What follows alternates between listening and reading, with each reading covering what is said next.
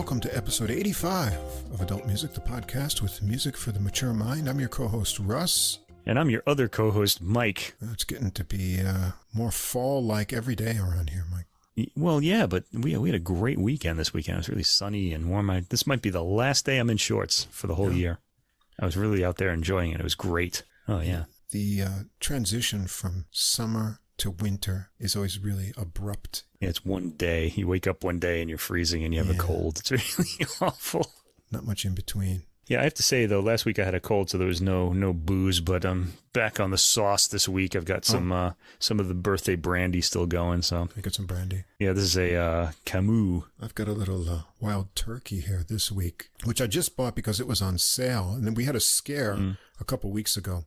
October 1st, there were all these placards saying that, booze prices were going up, but they weren't specific about which brands or which, whiskeys, wines, and so forth. All I know is beer was going up. So I stocked up on several of my favorite brands, and then I hadn't had wild turkey in a while. It was on sale, so I said, well, why not get one of these too? That's a good one. The 8-year, right? That's a good one. It turned out to be a false alarm because none of those whiskeys went up in price, so we're safe for the time being. Safe for the time being. Well, speak for yourself, I guess, because the yen against the dollar is the weakest it's been since I've been in Japan, and I've been here for a really long time, over 20 years. So, man, I'm feeling the heat.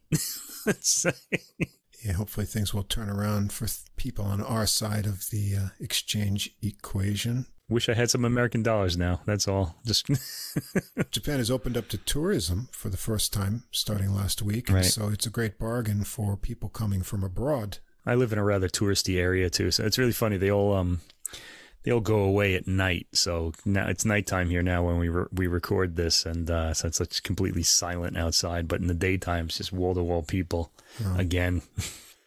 Japan has been picked as one of the top tourist spots. It's like the number 1 or number 2 spot or something like that, or number 3. So a lot of people are going to be coming. I guess so. And it's cheap now. Yeah, it's so cheap. If you're American, come on down. You got the good exchange rate. Visit. Yeah. Actually, if you hear us and you come, write to us and tell us you're here. Maybe we'll meet up. That'd be kind of cool. Yeah, I would do that. Bring a suitcase of greenbacks and we'll work something out.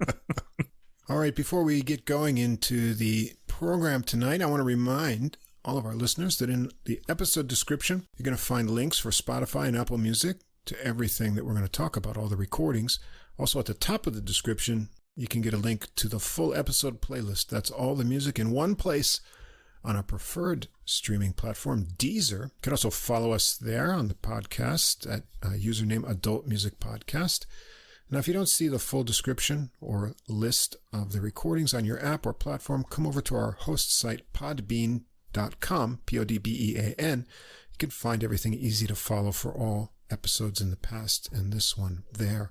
Now, if you enjoyed the podcast, follow or subscribe wherever you listen to us. Take a moment, give us a ranking or write a short review. That helps us get listed in the browsing category recommendations, and that helps us grow our audience. You can also follow us on Facebook. We've got a page there, and you can get extra info and new releases throughout the week. It was a big jazz week this week. I was putting up a few every day. I don't know if we'll get to those in an episode or not, but if you're looking for the latest and best recordings, you can always come there. You can see our handsome faces over there too. Leave a message or a comment. And if you want to contact us directly with any other comments or questions, we'd be happy to hear from you. Our email address is adultmusicpodcast, all one word, @gmail.com. And this week, we did hear from a fellow podcaster, and we're going to do a little cross-pollination podcasting here this week. We'd like to introduce Tom Gouker and his podcast, Something Came from Baltimore. Now, that sounds like it could be a modern horror movie title, but it's not. And it's not. It came from outer space. Yeah, it came from that Baltimore. Vibe to it. Yeah, but it's not really about Baltimore either, but rather a jazz, blues, and R&B interview podcast featuring interviews with musicians that we've discussed recordings from on our podcast, such as Todd Marcus, Joey DeFrancisco, and others. So let's take a quick listen to Something Came from Baltimore. Gerald Albright, Maria Schneider, Charlie Hunter, Hoop Robillard, Sean Jones, Walter Beasley, Steve Swallow. Something Came from Baltimore is a jazz, blues, and R&B podcast and radio show, and it's not really about Baltimore. Subscribe to the podcast and listen to your favorite artist or future favorite artist. That's Something Came from Baltimore. And be a part of that Be More music scene. Joe Lovano, Jeff Coffin, Paula Cole, Danuzo Makatani, Ann Passio, Ches Smith, Thumbscroll, mostly. So Tom got in touch, and we thought our audiences might have some common interests. So please do check out Tom's podcast on your favorite podcast app or platform. I'll put the link to his host site on Anchor FM in the description this week for easy access. All right. Well, this week, unfortunately, we've got a little musical necrology. Necrology, yeah. So let's roll the theme.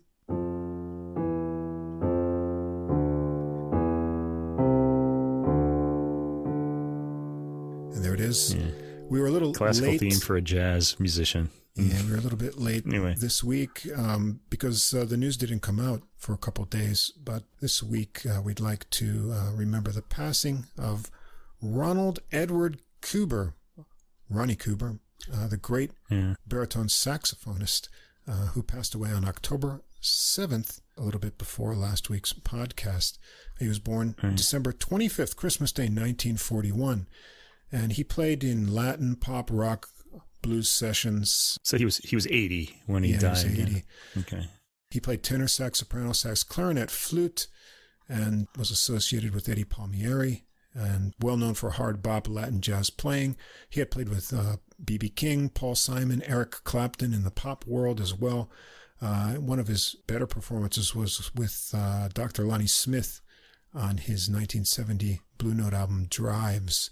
He had played with the Saturday Night Live Band, and he had also played with Slide Hampton, Maynard Ferguson, George Benson. Just a huge resume. We heard him on the podcast back in episode 5 with his great recording, fellow baritone saxophonist Gary Smylan on Tough Baritones. If you haven't heard that recording. That's a record we both picked. Well, even on my jazz thing, we picked it as one of the top 10 albums of the year. Yeah, last year. I like that one. It made the list. I really like baritone sax. So, as did my dad, by the way. So I wonder if he heard that. Yeah. And one I was looking at that came out just last month is a recording Steve Gadd and the WDR big band called Center Stage, came out in September. And that may very well end up being his last recorded performance. So you can look for that. It's up on streaming as well, too. So, we love that big, burly Barry sax sound. We do. It gets you going. But unfortunately, we won't hear any more. So rest in peace, Ronnie Kuber. All right. How are we doing here? Anything else any other business to take care of before we get down to the business at hand, as they say? I don't think so. We might have a little update on a little musical summit next week, so stay tuned for that. That's right. Some things, but we won't. I'm glad you reminded me of that because I had completely spaced out. Time is just passing so fast. Because I remember you told me this was going to happen, and I was like, "Oh, okay, that's weeks away." And now all of a sudden, it's coming up. And hopefully that's going to lead to a new Renitsky release. But stay tuned next week for that. So anyway, today, however, we are going into the in classical music. Our first pick for this week. What's our theme this week? Do we have a theme? In jazz, my theme is ensembles. It's ensembles. Well, that's There's no solo. Classical, Well, there is a soloist, but okay. Anyway, we have jazz, like kind of jazz chamber ensembles, and we have classical orchestras. And the first one is an orchestra. It's the Haydn 2032 project, volume 12. And this one has the name Les Jeux et les Plaisirs, which means games and pleasures, or something like that. And this is by this is Giovanni Antonini's project. He's been doing this with Il Giardino Armonico, and the orchestra we hear on this album, Kammer Orchestra Basel. So he's been going back and forth between the two. This is on the Alpha label. Now, this is volume 12, and we actually talked about volume 10 and 11 on adult music. And I was going to skip this one because I said, okay, we did 10 and 11. No need to do this. We'll just kind of check in on it as it goes on, maybe a year or two from now. But I really liked this one a lot, so I wanted to talk about it, especially since we didn't like volume 10. The series has been kind of hit or miss, mostly hit, and some of them were really great. I've recommended number 4 is my personal favorite one. This one is up there for me. I don't know what the critics said about it, but I really liked it, and I especially liked the first symphony that's on the program, Symphony Number 61 in D major. We'll get to that in a moment. First of all, this album is 82 minutes long, bursting the time limits of the CD. It really took a long time. I took 3 days to get through this because I just came home, was kind of wiped out. And hearing a full symphony, it's 4 movements. The thing is, they're not long. They're like 20-minute works, each one, 25 minutes, 20 minutes, like for the 4 movements. But there's a kind of musical narrative in them, and it's not, you can't just kind of, when I hear a symphony, I just can't lay back. You know, they're intellectually involving, so I feel like I really have to focus on them, and they kind of do take a lot out of you after a day of work. Some people can, just kind of kick back or relax to a symphony. Not me. They engage your memory. I think to get the most out of them, you have to remember what you've heard, so you get the development and restatements, and otherwise, you're not appreciating the arc of the work. Right. Not only that, in especially the first movement of a symphony is a sonata form movement, and sometimes the second movement is too. But the first movement, kind of by definition, has to be. And what that is you have 2 themes in the beginning, and then they repeat at the end. So and not only that, but they're stated again in the middle section, the development section, in short form in different keys. It's really a good exercise for your memory, for your brain to be listening to these, like, because you're hearing these same little threads in different keys and things like that. It's just a good exercise for you. It's also enjoyable. What else do I want to say? It's about symphonies. Oh, I can't remember now. Anyway, you got to remember all these things. And not only that, but Haydn has a way of, he's a little bit of a practical joker. So he'll bring themes back, making it seem like you're heading back to the recapitulation, but then it'll veer off in another direction, and you realize you're still in the development section. Sometimes it's hard to tell. Sometimes you're in the middle of the recapitulation without realizing it. And that happened to me on this recording a bit. So there's a lot of intellectual trickery going on if you know how the rules of the game. Think of a symphony as sort of like a Western. Anybody like Western movies? Like when the gunslinger goes into the bar, there's going to be a gunfight. There's an expectation there. And maybe the director will subvert your expectation, or he'll do it in a way you didn't expect. That's generally what happens in a symphony too. There are things that have to happen. Sometimes they don't happen when you expect them to, or they happen in an unusual way. So that's what makes symphonies and sonata form movements very interesting. And Haydn's really good at this, as it turns out. It's one of the things Mozart liked about him so much. He was a little bit of a musical joker, as it were. Kind of refined, witty sense of humor. All right, anyway, one of the things I want to say about the series, I haven't mentioned this yet, but this Haydn 2032 project, now in its 12th volume, there are actually 13 of them out now. There's the 12 symphony ones, and then they also recorded the Creation, which is a cantata. So that it doesn't really count in the series, but the same ensemble put that out with vocalists as well. All right. So anyway, each CD in this series has a theme to it, and this one is les jeux, les plaisirs, the games and pleasure. So it's a happy one. They're all major key works, just like last week. Wow, with the piano works. It's all major key Haydn that we're hearing here. Although there are minor key movements, so no worries. So they have a themed music program. They also, each release has a unique essayist for the booklet note, and they also hire an individual photographer, a different one for each release. And he takes photographs that go on the front cover and in the booklet. So they're all kind of these unique, even though it's like a series, they're all these unique sort of artwork on them. They're all very different.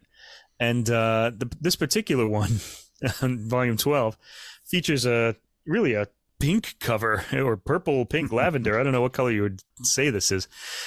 It has, and in the booklet too, there are more pictures of the very colorful Indian Holi Festival, Holi, the Holi Festival, in which I don't really know how it works, but people throw colored chalk at each other, and you get your face all chalked up and things like that. I don't really know the background of it too much, but there are a lot of photos of that, as well as some others. There are other photos in the booklet that look like they were taken in a Central or a South American country, or maybe a Caribbean island. I guess this photographer had a very particular idea of joy and pleasures, which these photos, and especially the Indian ones, the one on the cover, we got this happy looking guy here enjoying the holy festival. It evokes a kind of joy and pleasure. I don't know. It's kind of an odd choice for Haydn, though.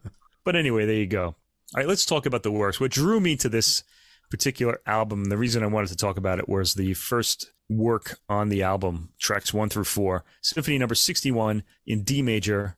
That's Hoboken 1:61. And I just thought this was such a beautiful performance. Let me see if I can articulate what it is about it that I liked so much. Anyway, the first movement is labeled Vivace, and it starts with a pretty typical Haydn string burst, followed by light bowing. And the attack on the violin strings is vividly captured. The bass drum that provides accents has a boomy quality to it that I like. It doesn't thud. It kind of booms out. You know, I kind of like the little echo on it. The second theme at 1 minute and 5 seconds features repeated notes on the wind instruments and a flute figure. And boy, are they gorgeously delivered. They're beautifully textured, beautifully caught by the recording, and beautifully balanced in the context, I guess, or in the texture. They're elegant, they're soft, they're beautifully textured. The repeated notes in the winds are really creamy, and I really liked that a lot. I've rarely heard such a gorgeous texture from a period instrument ensemble. This actually sounds very unique to my ears, this particular performance of this work. Not the work itself. The work itself kind of sounds pretty Haydn-esque. It sounds like someone thoroughly thought this out, not only the orchestra part, but the engineer, too, how he was going to balance this. They sound, the winds sound a bit in the background, and that's part of the effect. It works really well. At 2 minutes and 14 seconds, the opening material repeats. The whole idea of having the winds sound rather distant pays off to me. Before the development begins at 4 minutes and 25 seconds, there's a prolonged and rather surprising pause, making one wonder if the movement has ended. It was really well taken by Antonini. He really kind of caught me by surprise. Like, hey, there's a lot left in this, isn't there? And indeed there was. Beautifully taken flowing fragments of the expository material are heard flowing through different keys in the development, as we would expect. At 5 minutes and 15 seconds, a more histrionic note is sounded. At 5 minutes and 44 seconds, we burst back into the opening material, but there's a shortcut to the second theme this time, I think. I didn't recognize all, you have to remember what you heard in the exposition, and maybe I did, maybe I didn't, but it sounds like they just eliminate the bridge here or something. I didn't listen to this that closely that I was going to go back and figure out what was happening. Anyway, listen to the chords at 6 minutes and 21 seconds leading to the second theme. This time, for the gorgeous winds in the second theme, there's a subtle but very noticeable bassoon playing along, lightly vulgarizing the material in a humorous way. A very Haydn-esque touch. That really made me smile. 6 minutes and 21 seconds. Give that a listen. A wonderfully taken movement in every way, full of energy, good humor, and really not comparable to other performances because it's unique. Not that it's better. There's something very unique to me in my ear about this particular performance. And that's why I wanted to talk about this album, really, is for that and for the rest of this work. We go on to the second movement, Adagio. This is taken at a perfect slow tempo. You might remember in volume 10 of this series, I said that the orchestra sounded like it was being the music sounded like it was being like whipped, like it was like some unruly horse. Yeah. That's not the case here at all. It's so perfect. And it's a different ensemble, though, this time, I have to say. The Giardino Armonico can get a little unruly in their playing. They're very energetic. These guys are a little more, the Camera Orchestra Basel that we hear here is a little more laid back, shall we say. The string sound is muted, hazy, appealingly languorous. Kind of after a good night's sleep, you're in bed, kind of stretching, you don't want to move, Anyway, that's the feeling I got from the opening of this Adagio. At around 40 seconds, we melt appealingly into a second theme. Melt is the operative word there because it's just seamless the way the second theme comes in. There's a daydreamy quality to the way this theme is taken, making one drift off with it. Pianissimi are very quiet and perfectly judged. At 1 minute and 50 seconds, we get some slightly harsher material with the winds entering the texture en masse. All as well as shortly afterwards, and especially by the cadence at 2 minutes and 53 seconds, after which the opening material repeats. I want to say something about cadences. We live in the 21st century where everything is not working out, shall we say, and hearing a cadence is just the most satisfying thing. to me, especially now, because it's just so solid and everything is fine with the world when you hear a cadence. Everything is at rest. The line has ended. It's a wonderful thing. We should all be listening to classical music of the past and of the present too. But, just for that reason, it'll keep our heads on straight while the rest of the world is going crazy. Anyway, excuse me, back to the material at hand.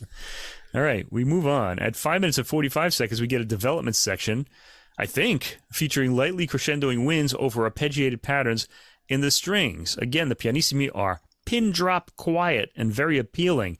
Although I wouldn't turn the stereo up for this because the loud parts are, they're not very loud, but they boom out of the speakers suddenly.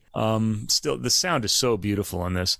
There are a few harsh chords just before the 7th minute, and they shake things up a bit, but we dock safely at around 7 minutes and 5 seconds in the opening melody and slightly rewritten recapitulation. So this adagio is also a sonata form, the way I heard it. The original themes are all discernible, beautifully, elegantly taken tonic chord at the end by the light winds. Third movement, Menuet, has an allegro, is taken allegretto, and then there's a trio in the middle section, which is another Menuet, more lightly scored. So the Menuet comes in heavily and a bit startlingly after what we've just heard. It's gruffer and louder than the material we've heard so far, and has a waltzing 3/4 quality to it. One gets a sense of it being a dance for a big occasion in this performance. The trio is lighter and features winds.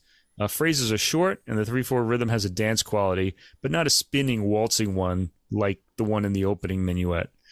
The opening Minuet returns and ends with a big, chaotic sound. Fourth movement and last movement, prestissimo, very fast. And it is indeed very fast and has a mischievous dancing rhythm. It's very softly and fluidly played until about the 35-second mark when we get a sudden forte. This is the kind of thing that I guess Beethoven would pick up from Haydn, because Beethoven used this sforzato a lot. Notice the wind instruments in the bass, how vividly they register on the brief occasions when they peek out of the texture. This is a short movement at 3 minutes and 21 seconds, and it moves like a quick rondo. At 1 minute and 36 seconds, we're already at the second departure. All of the contrasting scenes keep up the vigorous figuration and tempo of the rondo theme. When the rondo theme repeats, it's for the last time, and it heads for a rousing approach to the final chord. The performance of this entire work really captured me. I loved the textures and balance that Antonini was able to pull out of the ensemble. I would say by all means hear this particular work and hear the rest of the album. But I didn't feel like the rest of this was as interesting, although it was all good, as this particular symphony, which really caught my ear. The second symphony on this album is Symphony number 66 in B-flat major by Haydn, Hoboken 1:66. First movement, Allegro con brio. I love the ensemble in the sforzato chords that punctuate the quiet material in the opening. They sound rich and incredibly precise, with the bass registering strongly. It has a satisfying solar plexus hit to it. I love it when music does that. The music flows beautifully, even into the minor key excursion at 1 minute and 4 seconds. Just beautiful playing here. This repeat of the opening material at 1 minute and 38 seconds or so. The tempo is perfect. The phrasing flows when necessary. Gorgeous playing. We get to the development at 3 minutes and 13 seconds. It starts quietly, but different themes burst out sforzato as various keys are quickly run through. I guess I should mention sforzato means when you suddenly hit the notes very hard after a soft passage.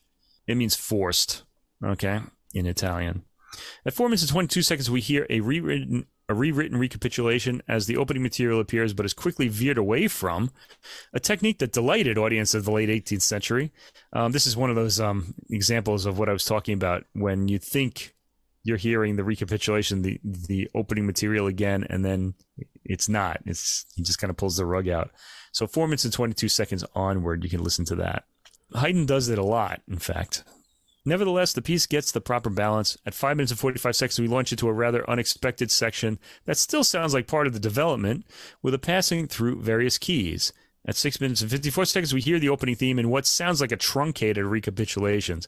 As in Symphony 61, there are so many harmonic and formal curveballs thrown at you that it's hard to follow the shape.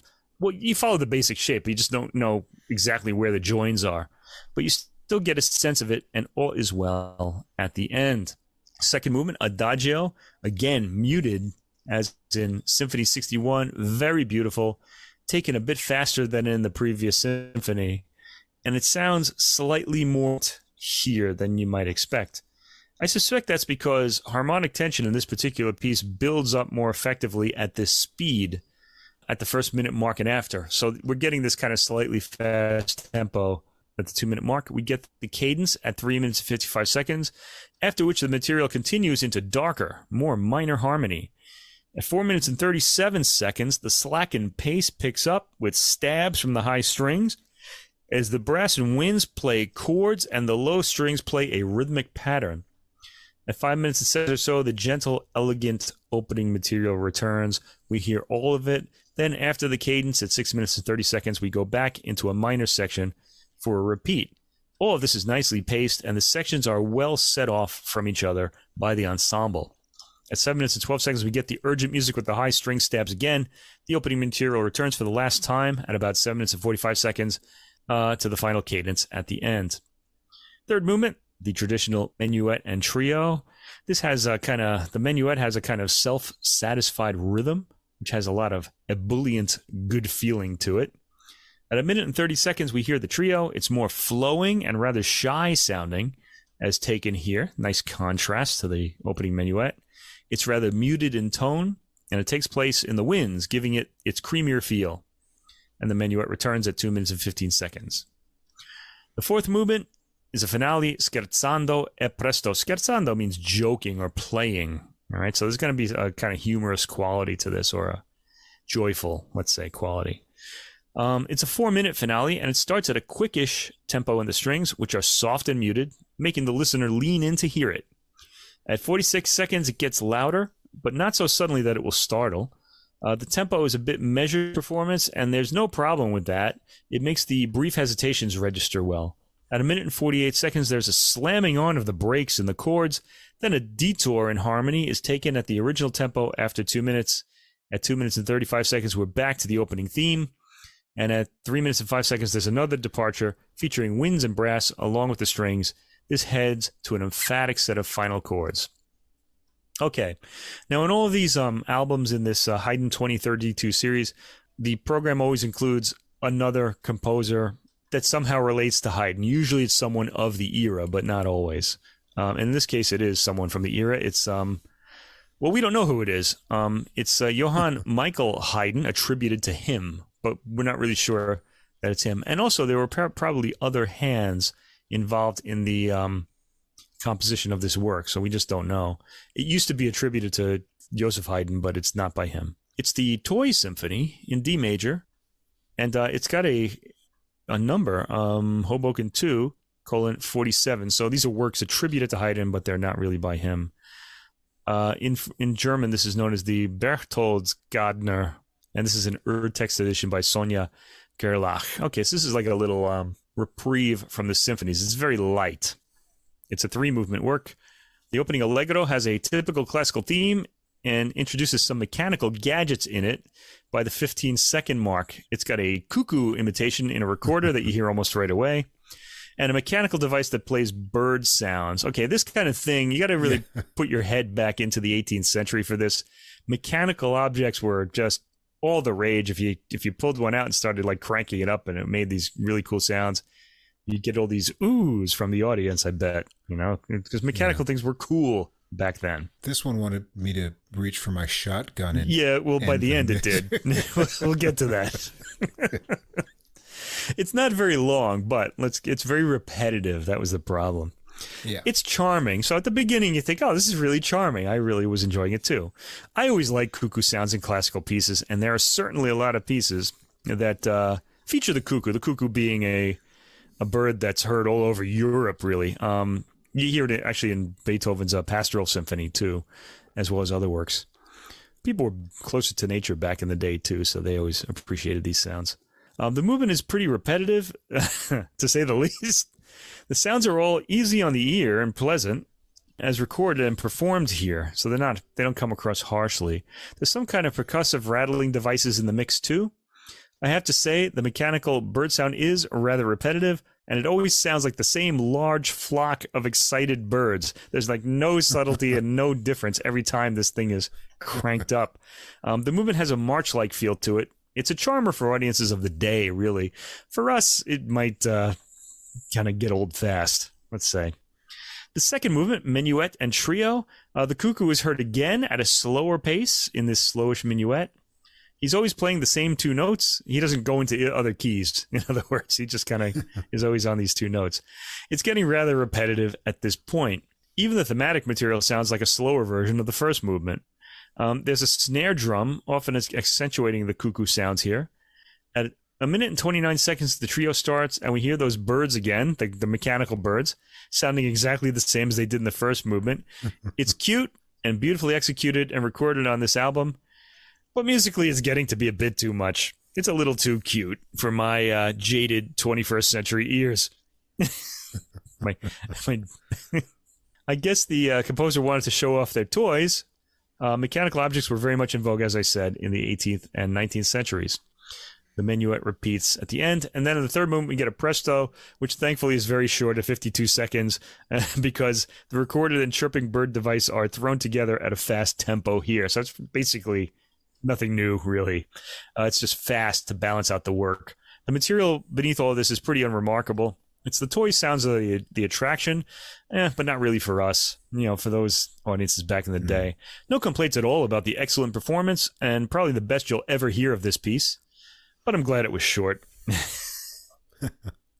Anyway, we end. This is kind of interesting. The last symphony on this album, tracks 12 through 15, are Haydn's Symphony Number 69 in C major, Hoboken 1:69, nicknamed the Laudon Symphony. And it's a funny note about this symphony. In the spirit of the Golden Raspberry Awards, or the Razzies, that some of you may know about, they're held in Hollywood the night before the Oscars to single out the worst acting performance of the previous year. In that same spirit, the Haydn Society of Great Britain decided in 2012 to choose the worst of Haydn's approximately 104 symphonies. And this one won. So this is the worst Haydn symphony, according to the Haydn Society in Great Britain.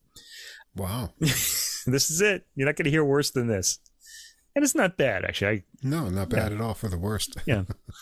It's dedicated to General Laudon of the Austrian Army, and the scholar H.C. Robbins Landon, who was really, I remember him from my younger days, the 80s and 90s. He was writing a lot of books about Mozart and Haydn. I'm pretty sure he wrote about Mozart too. But he wrote about this particular symphony. In the first movement, elegant poise has supplanted nervous brilliance. The Adagio, second movement, has some highly original harmonic touches and unusual dynamic marks, but all of this seems to mask an emotional vacuum. Ooh, it's mean. And the Menuetto is rather pompous, and the trio conventional. One cannot avoid the impression that Haydn did not entertain much sympathy for General Laudon. Well, we really don't know. That's kind of a nasty comment, I think. Anyway, let's give you our view of this symphony. Voted in 2012 as Haydn's worst, number 69. All right, the first movement is Vivace. It's got a big bang for the opening, as is common in Haydn, followed by something more regal in the brass. A crescendo leads to a cadence, then right into the bridge to the second theme. We hear the second theme at 59 seconds, elegant, which is really quick, by the way. There's not really a bridge to it that prolongs the opening. The second theme is elegantly played, as we've heard throughout the album. All of the sections are compact in the exposition. We're at the repeat of the opening at 1 minute and 31 seconds. That's really quick. So the entire first and second theme are over in 1.5 minutes. So he's not really doing much to pad this the thematic material. The ensemble takes sforzato chords dramatically, but they're restrained here. They don't blow you out of your seat. And I think that's in keeping with Haydn's general aesthetic, though he did like to surprise his audiences. At 3 minutes and 2 seconds... Oh, I should tell you this little story, too, about Haydn. Haydn worked for the Esterházy family, and so he always knew who his audience was. And he had these women who would go to the concert, people from the family, and they would always fall asleep while his works were playing. And so for them, he wrote the Surprise Symphony, which is a symphony that's fairly quiet, and then it has this big bang in the middle. And you can just imagine Haydn like peeking out of the curtain at that point to just see these women just jump out of their seats as though they had been shot or something. So he was that kind of person. Sounds like he would be fun to be around, actually. He's the one composer I actually wouldn't mind meeting. The rest of them, I'll just take the music. Thanks. They were all lunatics. Anyway, at 3 minutes and 2 seconds, we go into a new key, and a regal set of repeated notes announces the development, which really gets into some saturated sound at about 3 minutes and 30 seconds. At 4 minutes and 29 seconds, we hear the opening theme again, but one always has to ponder if this is a false recapitulation. It seems more cheerful this time around. We actually get a full cadence at 5 minutes and 34 seconds, and the piece sounds like it's over, but of course it continues with long segments in the same key, but with added material. It sounds like Haydn, in the early pieces as well as this, has fused the recap with developmental ideas. At 6 minutes and 23 seconds, we hear the second theme. At 7 minutes, we get a proper recapitulation minus a bridge to the second theme. It's an interesting early use of the sonata form, which was being developed at the time. Nothing wrong with this movement. It's just kind of ordinary. It has one little kind of trick in the development, but that's about it. Second movement, un poco adagio piuttosto andante. Okay, that hushed, muted string sound we heard in the previous two Haydn symphonies is back here.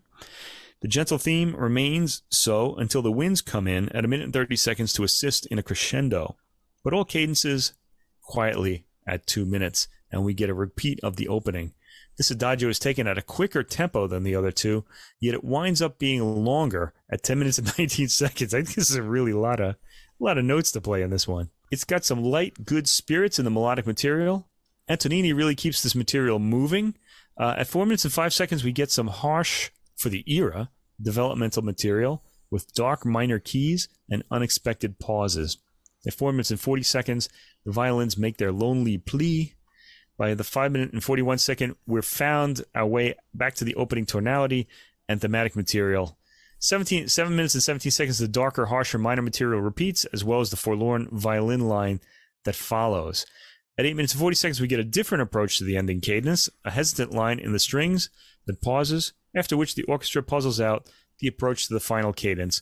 Lovely retard to the end. Now, one of the things, this doesn't sound like an emotional vacuum for me, and that's Antonini's doing, because he plays it at a bit of a quicker tempo, and I think that's what kind of gives it a bit of, feeling to it, a bit of forward momentum. So the conductor saves the day, and the ensemble. Third movement, minuet and trio. Big, bold, broad minuet. Accents come down very deliberately, accented by the bass drum.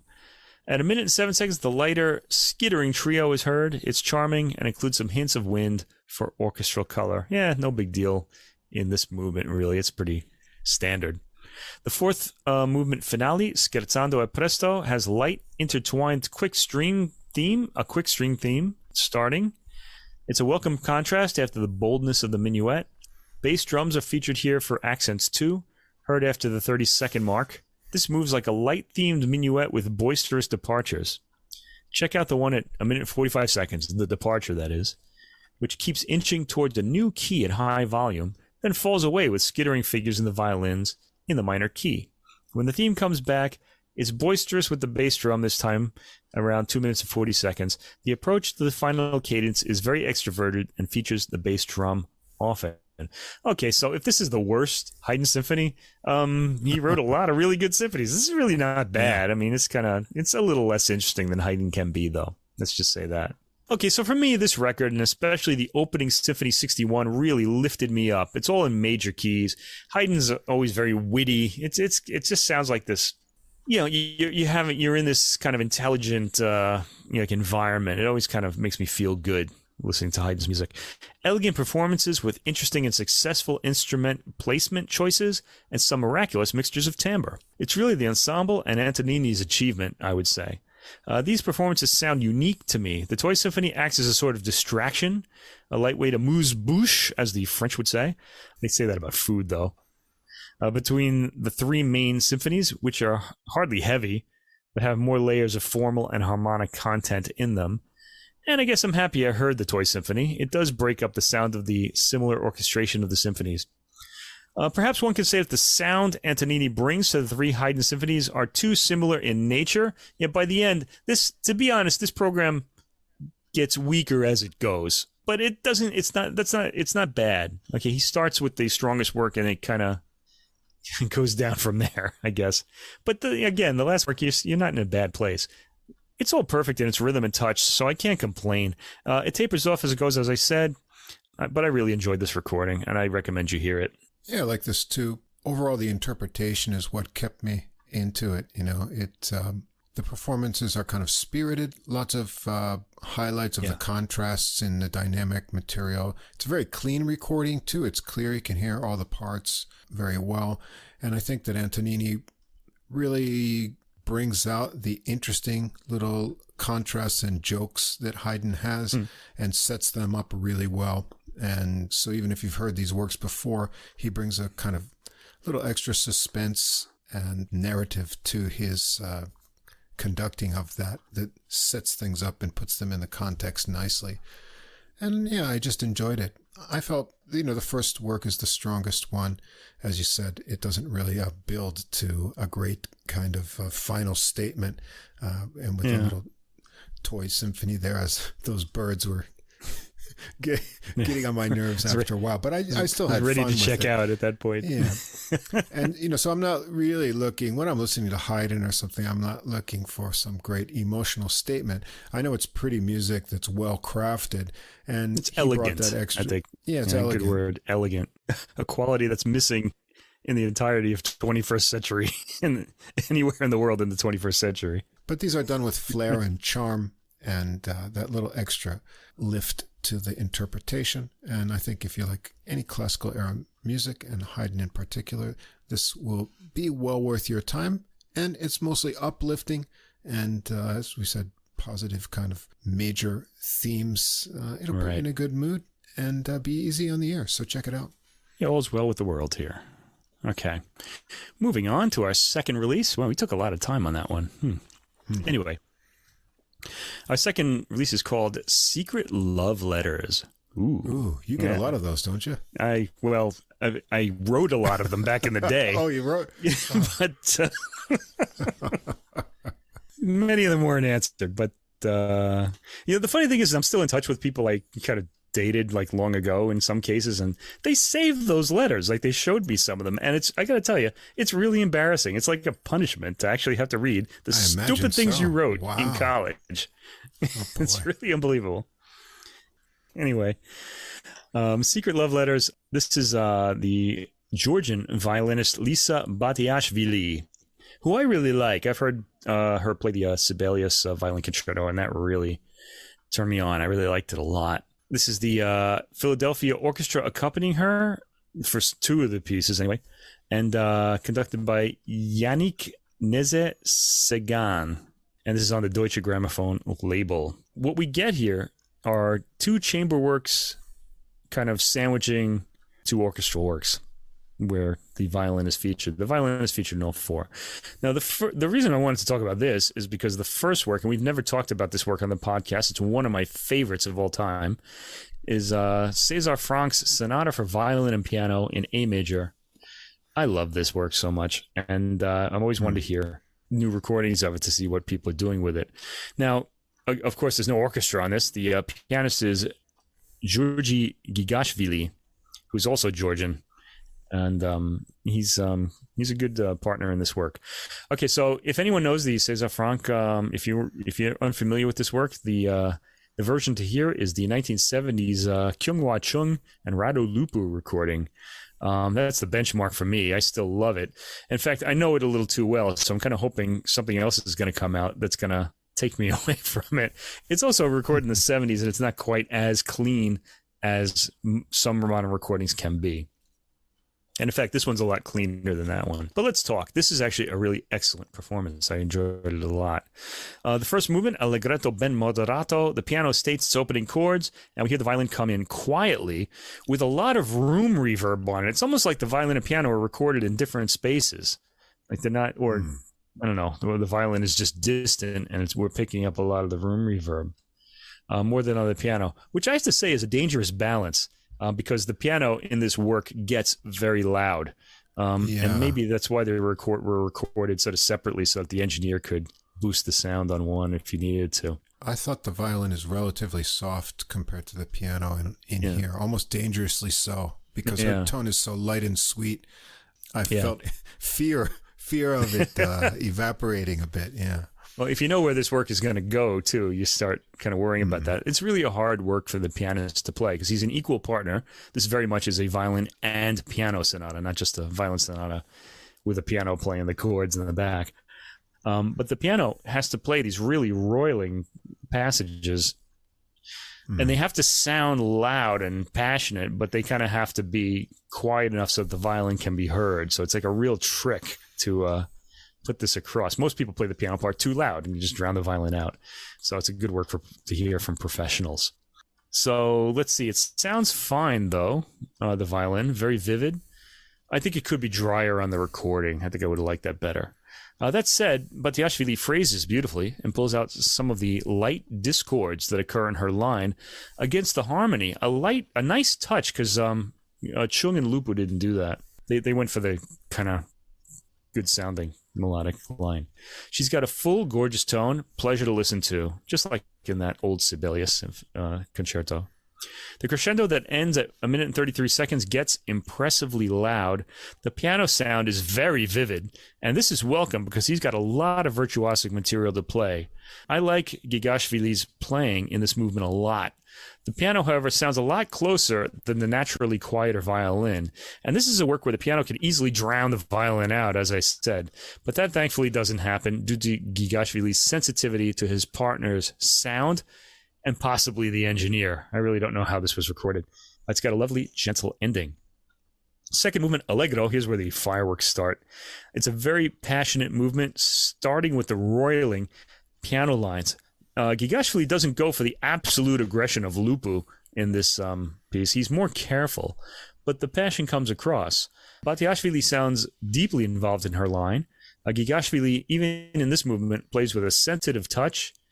He's sensitive with the pedal, too, clipping the ends of phrases to leave space for the violin to register. I thought that was really sensitive of him. By 2 minutes and 5 seconds, the passion has calmed down a bit as the violin states a smoldering line. I've never heard this line with quite that quality, and I really liked it. At 3 minutes and 40 seconds, the music builds up via emphatic statements to the roiling material, which is backed by 4 minutes and 2 seconds, with some different comments by the violin this time. Batiashvili's playing is deeply musical. She'll forego a bit of passion to keep the musicality of the line intact, an approach I appreciated. This doesn't have the abandonment of Chung Lupu, but it attracted me for Batiashvili's fresh take on some of the violin lines and Gigashvili's overall sensitivity in the midst of his virtuosic lines. The quietness achieved at 6 minutes and 30 seconds is gorgeous in the context of this movement. It's beautifully judged all the way through, and I'm liking this performance a lot. Virtuosity from both players at the end, and a dramatic approach to the final chord. The third movement, Recitativo Fantasia, it has a lot of instructions. Ben moderato to molto lento to a tempo moderato. Gigashvili plays his opening chords here, rather matter-of-factly, but it sets up Batiashvili for her soliloquy beautifully. She takes it with a beautiful tapering off at the end of the phrase, which really needs to be heard. It's really just beautifully judged. Gigashvili doesn't play with the tension that Lupo brings into this part, but he's really setting off the violin. I did like his heavy attack at 1 minute and 43 seconds, and Batiashvili's response is appropriately dramatic, again with her phrase ending in a lovely tapering off. Nice contrast between loud and soft.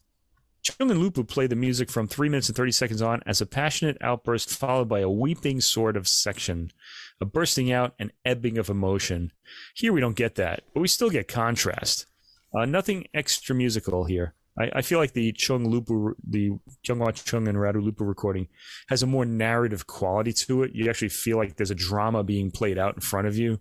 And I'm not really getting that here, but that's not really disturbing me because I like the performance a lot. The duo sensitivity and tone here are fantastic. There's a genuine passion just after the 6 minute mark and a nice tapering off at the end. Okay, the Allegretto poco mosso when all the tension is resolved. Gigashvili starts this off at a sprightly tempo, I always find this movement touching after the previous movement. It sounds to me like all issues have been resolved and simple happiness reigns. By the way, I should mention it's in a canon form, which is very rare. Canon, if you think row, row, row your boat, when somebody kind of starts singing row, row your boat when the first person is singing gently down the stream, that's a canon. That's what we're hearing here. And it's lovely the way it's traded back and forth, the violin starting, the piano following, then the piano starting it and the violin following. Really beautifully judged and composed. This sounds light and rather quick.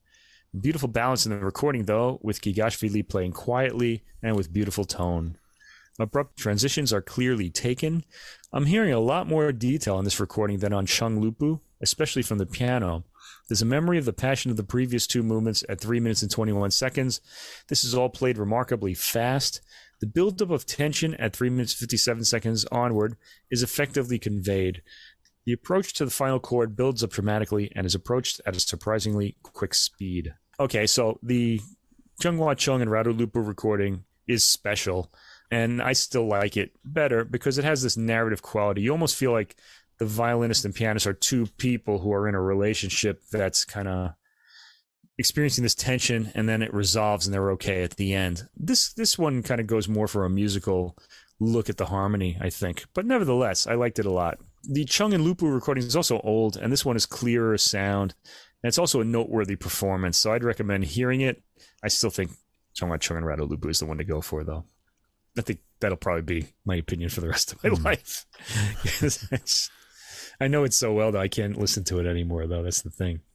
All right, so that's over, and then we go to the next work, a 25-minute one-movement concerto for violin and orchestra by Karol Szymanowski, who we're going to be hearing more of next week, by the way. This is his first concerto for violin and orchestra, Opus 35. It's long, okay? He's a really good orchestrator, though, I have to say. It starts with some lovely sonics from the orchestra. Truly an early 20th century piece. Okay, now this is the Philadelphia Orchestra that we're hearing. Yannick Nézet-Séguin, who is the conductor. Magical orchestral textures.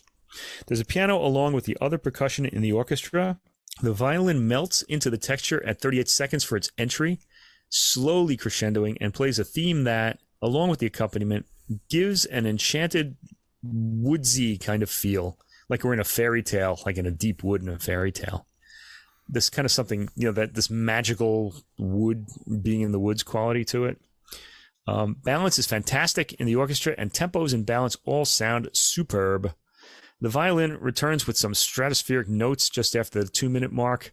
In fact, the violin is going to spend a lot of time in its very highest range in this work. Yes. Unfortunately. Maybe too much. It really does kind of make you say, wow, you're spending a lot of time there when you're listening to it. The orchestra plays in excitable fashion when it has the spotlight, but slows down for the long lyrical violin lines, almost like the violin comes in and calms everything down. There's a lot to listen to in the orchestral parts. Lots of ear candy. At 3 minutes and 40 seconds, we abruptly enter a quicker section, which has the violin playing more athletically along with the orchestra. A climax is reached at 4 minutes and 11 seconds, and we launch into another quick section featuring double stopping in the violin. Things suddenly darken with the bass drum rumble at 4 minutes and 55 seconds, like we've crash landed.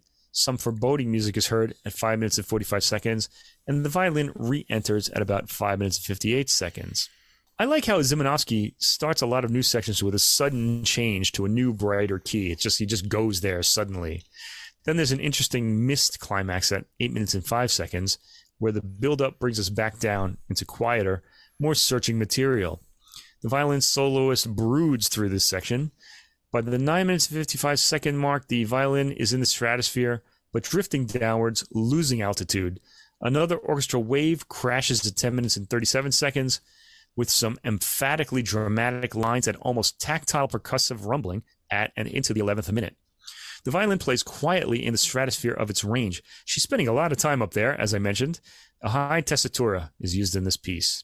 At the 12-minute mark, we're not even halfway done yet. We're 12 minutes in. A more emphatically rhythmic section of music emerges, with the violin sawing quick double stopped chords. Incidentally, we've heard everything the violin's going to do in this piece. The double stops, the stratospheric playing, and the brooding kind of, sort of long kind of notes. Then comes back to the lyrical playing of the beginning by 12 minutes and 35 seconds. Something more sultry is heard in the violin in the 13th minute. We burst into more active material after 14 minutes and 30 seconds. It gains in drama as it goes, the section. The energy dissipates by 16 minutes and 25 seconds, and we're in a wispily accompanied section with various instruments picking up lines from the violin and vice versa. I really enjoyed this part.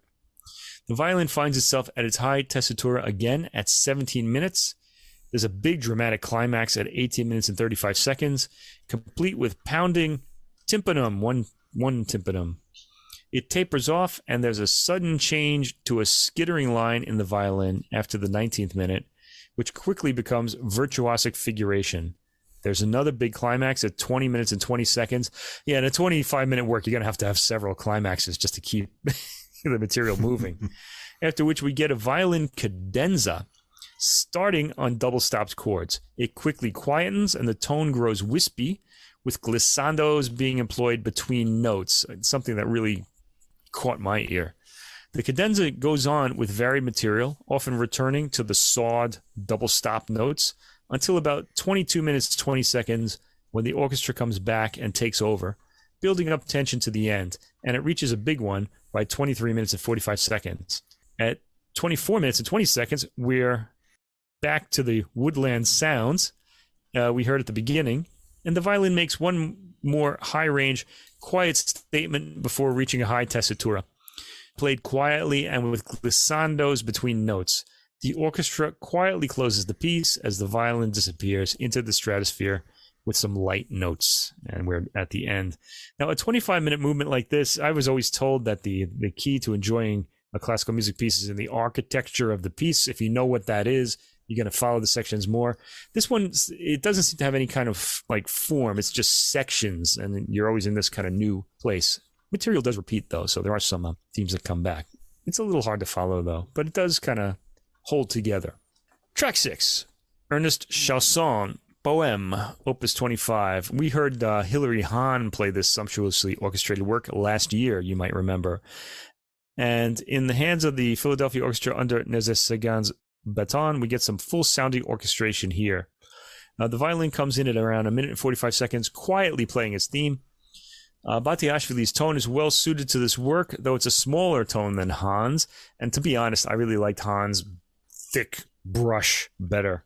But that's a matter of taste, really, because this is a good performance as well.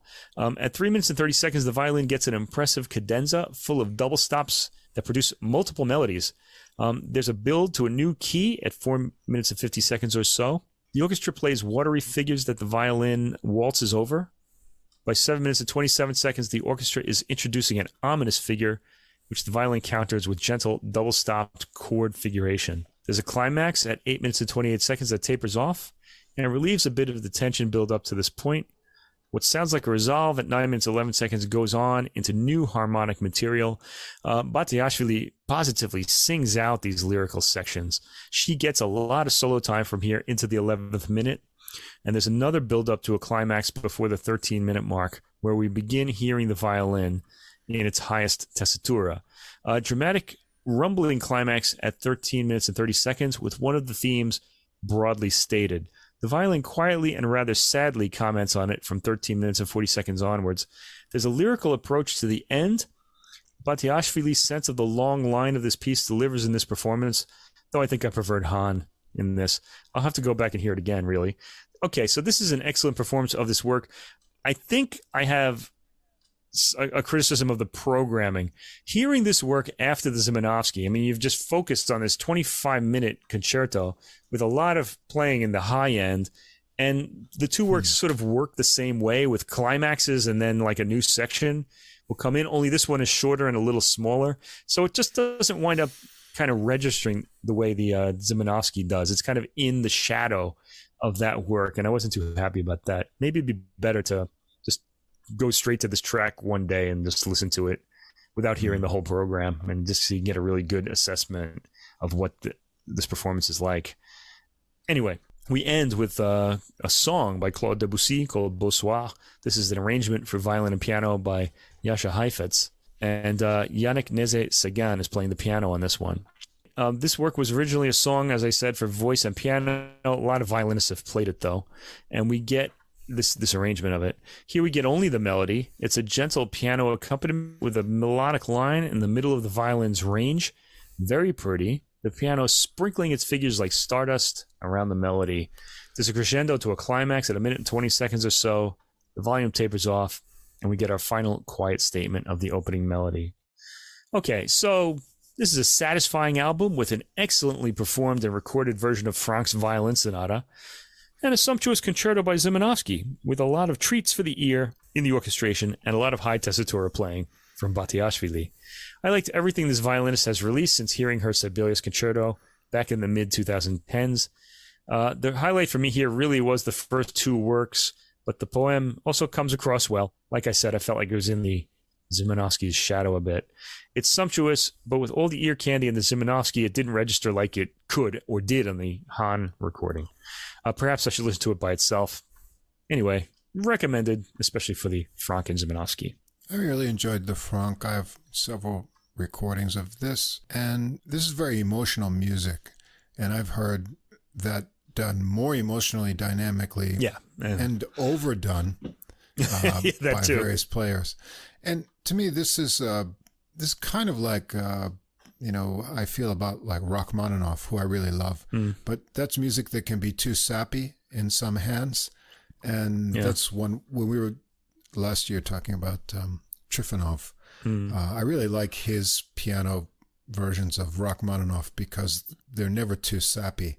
They're just strike that right balance in bringing out the best in the material without bringing too much more to it. And I felt that here. I felt they saved up for the climaxes and they didn't overdo anything else and sort of prematurely reach sort of emotional kind of outpourings. And they just focused on, especially with her tone, which is really lovely and soft, which I appreciate because I'm not a fan in general of violin works on their own. And so I really enjoyed this Franck. I thought it was subtle and tuned into all the nuances. And I was a little worried at the beginning, as I mentioned, about the softness of the piano the violin relative to the piano. But it all worked out in the end. Now, the Szymanowski, I thought the orchestral parts are very interesting, but this is what I don't like about violin, just sort of all that hanging in that stratospheric range. That's just, for me, that's not what I like about the violin as an instrument. And although I like the orchestral parts, I just was hoping for a little bit warmth more from the violin parts. But that's just me. In the lower end. And the other works, I thought they were, lush. It shows off the sweetness of her sound, which really is quite lovely. Yeah. I like the tone, and the piano playing is fine too. So, I would recommend this one just to hear this interpretation of the Franck, which is very famous, but I think you'll find this one well balanced and the violin tone exquisite. Yeah, this is one of my favorite violinists out there now. So, Lisa Batiashvili, you might just want to type that name into your streaming search engine and see what it comes up with. Because really, you can't go wrong. She's got a beautiful sound. I just like her playing a lot. Yeah, really nice sound. And if I'm saying that, it's good. Because not like the violin is the second most popular instrument behind the piano in classical music as far as like solo works go. So if you don't like the violin, that eliminates a lot of a big chunk of classical music. I know it's just me, and the timbres I prefer really. So it's not like I don't like timbre. All violin music. I just prefer a certain register with it, and most of my string recording collection is cello works. So there you go. You're saying like I had people come up to me and say, "I love Baroque music, but I don't like the harpsichord." I'm like, well, that's basically the sound of Baroque music right there. It's kind of like saying, I love rock music, but I don't like the electric guitar. I mean, you just don't have rock music then, Or I don't like the drums would be the more accurate one because the harpsichord is usually pinning down the harmony. Yeah. I wonder what's offensive about the harpsichord. I don't know. What people don't like, I don't know. Yeah, I've had people say that to me. It's really strange. Anyway, the last album we have in classical music is by an American composer who really, I think, is going to be remembered as one of the great American composers. And because the body of work he's amassed since I first heard him back in the 80s is really remarkable. I generally like what I hear from him, and it's more sophisticated now. The composer I'm talking about here is John Adams, who I'm sure a lot of people who listen to classical music regularly have heard of, and you've probably heard his music too. And if you're listening to this podcast wanting to get into classical music, this is a contemporary composer you will want to get to know, because it's really interesting. And it's easy on the ear, and it's exciting music in a lot of ways. This is the album is called John Adams, simply. That's the name of the album, John Adams. And this is played by the Tonhalle Orchestra Zürich, conducted by Paavo Järvi, one of the great conductors out there. And I was happy to see that. And I was like, oh, I'm going to have to hear this. On the Alpha label. Okay, so we get, how many works? Four orchestral works on this album by John Adams. The first one is Slonimsky's Earbox. And John Adams says about this piece that it seems to him to have pointed toward a successful integration of the older minimalist techniques. He really started as a kind of more energetic sort of Philip Glass type minimalist, with the kind of generating the excitement of Steve Reich's percussion, repetitive motifs, steady background pulse, stable harmonic areas, and more complex, more actively contrapuntal language, which I think really makes this piece work, because he's got all these rhythms going, and it's just exciting and interesting in every way. I really like this piece a lot. The model for this work was Stravinsky's Le Chant du Rossignol, the song of the Nightingale. And I'm a great lover of Stravinsky's music, and I don't have a recording of this work. They're kind of hard to come by. It doesn't get recorded a lot. The Chant du Rossignol, I'll have to seek that out. This piece is a tribute to the Russian composer, conductor, and musical lexicographer Nicholas Slonimsky, who Adams met in California in the early 1990s. Okay, this work I think this is the highlight of the album, really, right here. Just sort of like the Haydn album that we heard, the best work is first. This starts out with a big chaotic statement in the orchestra, loud, and quintessentially American in its bigness. Americans do big very well. The recording is well defined, but the orchestra, probably due to the sheer volume it has produced, is a bit distant from the microphones. Everything does register, though, but not with a richness I'm familiar with in recordings conducted by Järvi. And this is a work that would have benefited from a bit more closeness. It's loud, but it's got a lot of fantastic timbre mixtures in it that I would have liked to have heard, like, kind of really close up, so I could really enjoy that sound. When we get to the high-speed solo string lines in the first minute, they register well, but don't sound up front. The change of texture to chiming percussion at 2 minutes and 20 seconds almost gets lost in the texture, yet is audible. Järvi, I'm happy to say, gets the rhythmic excitement of this piece across very well. You really couldn't ask for a better conductor to conduct a work like this. And you'll rarely hear a better performance than this for that reason. It sounds like its complicated lines are played with abandon, yet they all come across in excellent intonation and perfectly judged.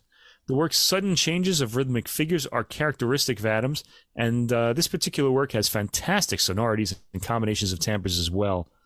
It's recorded close enough, but not enough to be sumptuous, and the timbral combinations Adam uses allow it to be that. Timbral combinations are one of my favorite elements of orchestral music, and that's probably why I'm bringing this up so much. It's really nothing to complain about if I'm kind of not being my usual nitpicky self. And rest assured, the performance itself is exciting. It would just be ecstasy if both elements came up optimally. There's a slow passage in the 8th minute, providing contrast in this 14.5-minute performance. It features long, sustained lines, completely different from the constant activity we've heard up to that point. It has light metal and Asian-sounding percussion, like little gongs, that sort of thing. Bringing back the rhythm at 10 minutes 15 seconds. The individual brief repeating motifs and the rhythmic figures are all appealing to the ear. They're catchy. This is an excellent performance, falling short in sumptuousness alone, but still registering well in the ear. I really wanted those timpani at 12 minutes and 45 seconds to explode out of the speakers. I wanted complaining knocks on my front door from the neighbors, but I didn't get them. But I guess that's okay. This piece has a thrilling ending. By all means, give it a listen. This is probably the most rhythmically exciting version of this piece that I've ever heard.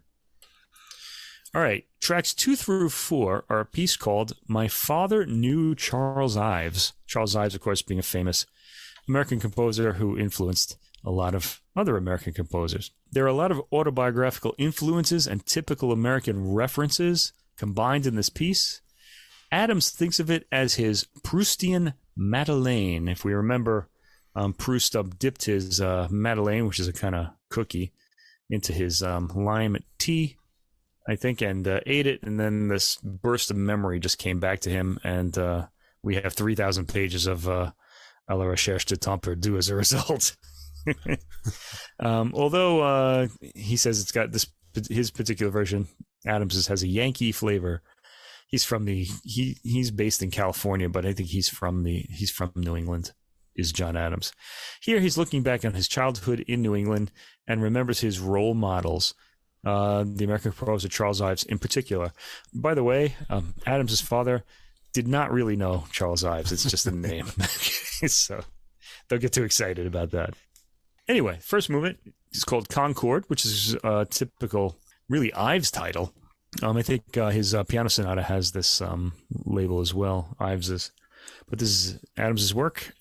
This starts with a cloudy, indistinct string harmony, characteristic of Ives's in general. I've heard a few think of the Housatonic at Stockbridge, or, of course, of the unanswered question, which this really brings to mind because we hear a trumpet that recalls the unanswered question itself next, although it's playing a much longer line here. In fact, the whole opening puts me in mind of that piece in its orchestration and sustained harmony. It's got a slow feel, but Järvi sounds rather excited by it and gives the tempo a bit of a push. It seems to be going by rather fast, and we're still feeling the adrenaline produced by Szymanowski's earbox previously. I do feel like the mics could have been moved up for this atmospheric movement. There are some atmospheric sonorities, particularly starting in the 4th minute, when chiming percussion join in with the rhythmic patterns of the upper winds. At 5 minutes, there's a rather familiar bass line. Whether it's an actual quote, I can't tell. Another familiar line passes through at 5 minutes and 30 seconds and onwards in the high winds. The music slowly morphs into circus-like themes by the 7th minute, then moves away to something more urgent. Lots of quick changes follow. By the end, we've got a march theme, also characteristic of Ives, as are the rhythms juxtaposed over it. And Järvi's pace pays off with the more active material comes into the piece. At the end, we're back to the atmospheric opening. I also want to mention Ives, in his works, often quotes popular songs from the 19th century, and one of the fun parts is identifying those songs. Adams may very well be doing the same thing here, but I don't know what the tunes are, if he is. I did hear something that sounded kind of familiar in the bass line at the 5 minute mark. So if anyone knows what that is, let me know. If it is indeed something. Second movement, The Lake, starts with a fade-in, not a natural fade-in, of shimmering strings with brief nature sounds in the winds and percussion. Lovely timbres and atmospheric. There's a reed instrument, I can't tell which one it is, due to its playing in its highest tessitura. Plays a high line with brief glissandos and bends. This acts as a melody. Otherwise, this movement is mostly reliant on timbre. The individual timbres come up well on the recording, mostly due to the relative quietness of the movement. Third movement and final movement, The Mountain, starts with yet another Ivesian sustained harmony on the strings, as that unanswered question trumpet comes in with another theme. There's a slow crescendo up to the repeating intense figure heard in the 2nd minute. Pounding timpani mark time by the 2 minutes and 40 seconds mark, and we hear shrieking figures in the winds. The music decrescendos and crescendos again to something else intense by the 8th minute. Tempos and rhythms are beautifully realized in this movement. This sudden intensity disappears, and we get an atmospheric string line with percussion chimes in minute 9. The piece does a natural fade on a sustained note on the strings.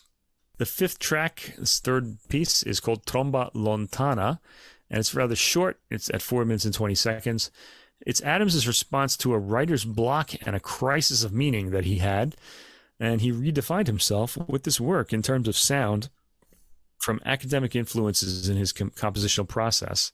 So he used to use academic influences that he learned from his teachers. And here he moved more towards something minimal, the Philip Glass and Steve Reich school, which he eventually kind of wound up as his own man afterwards.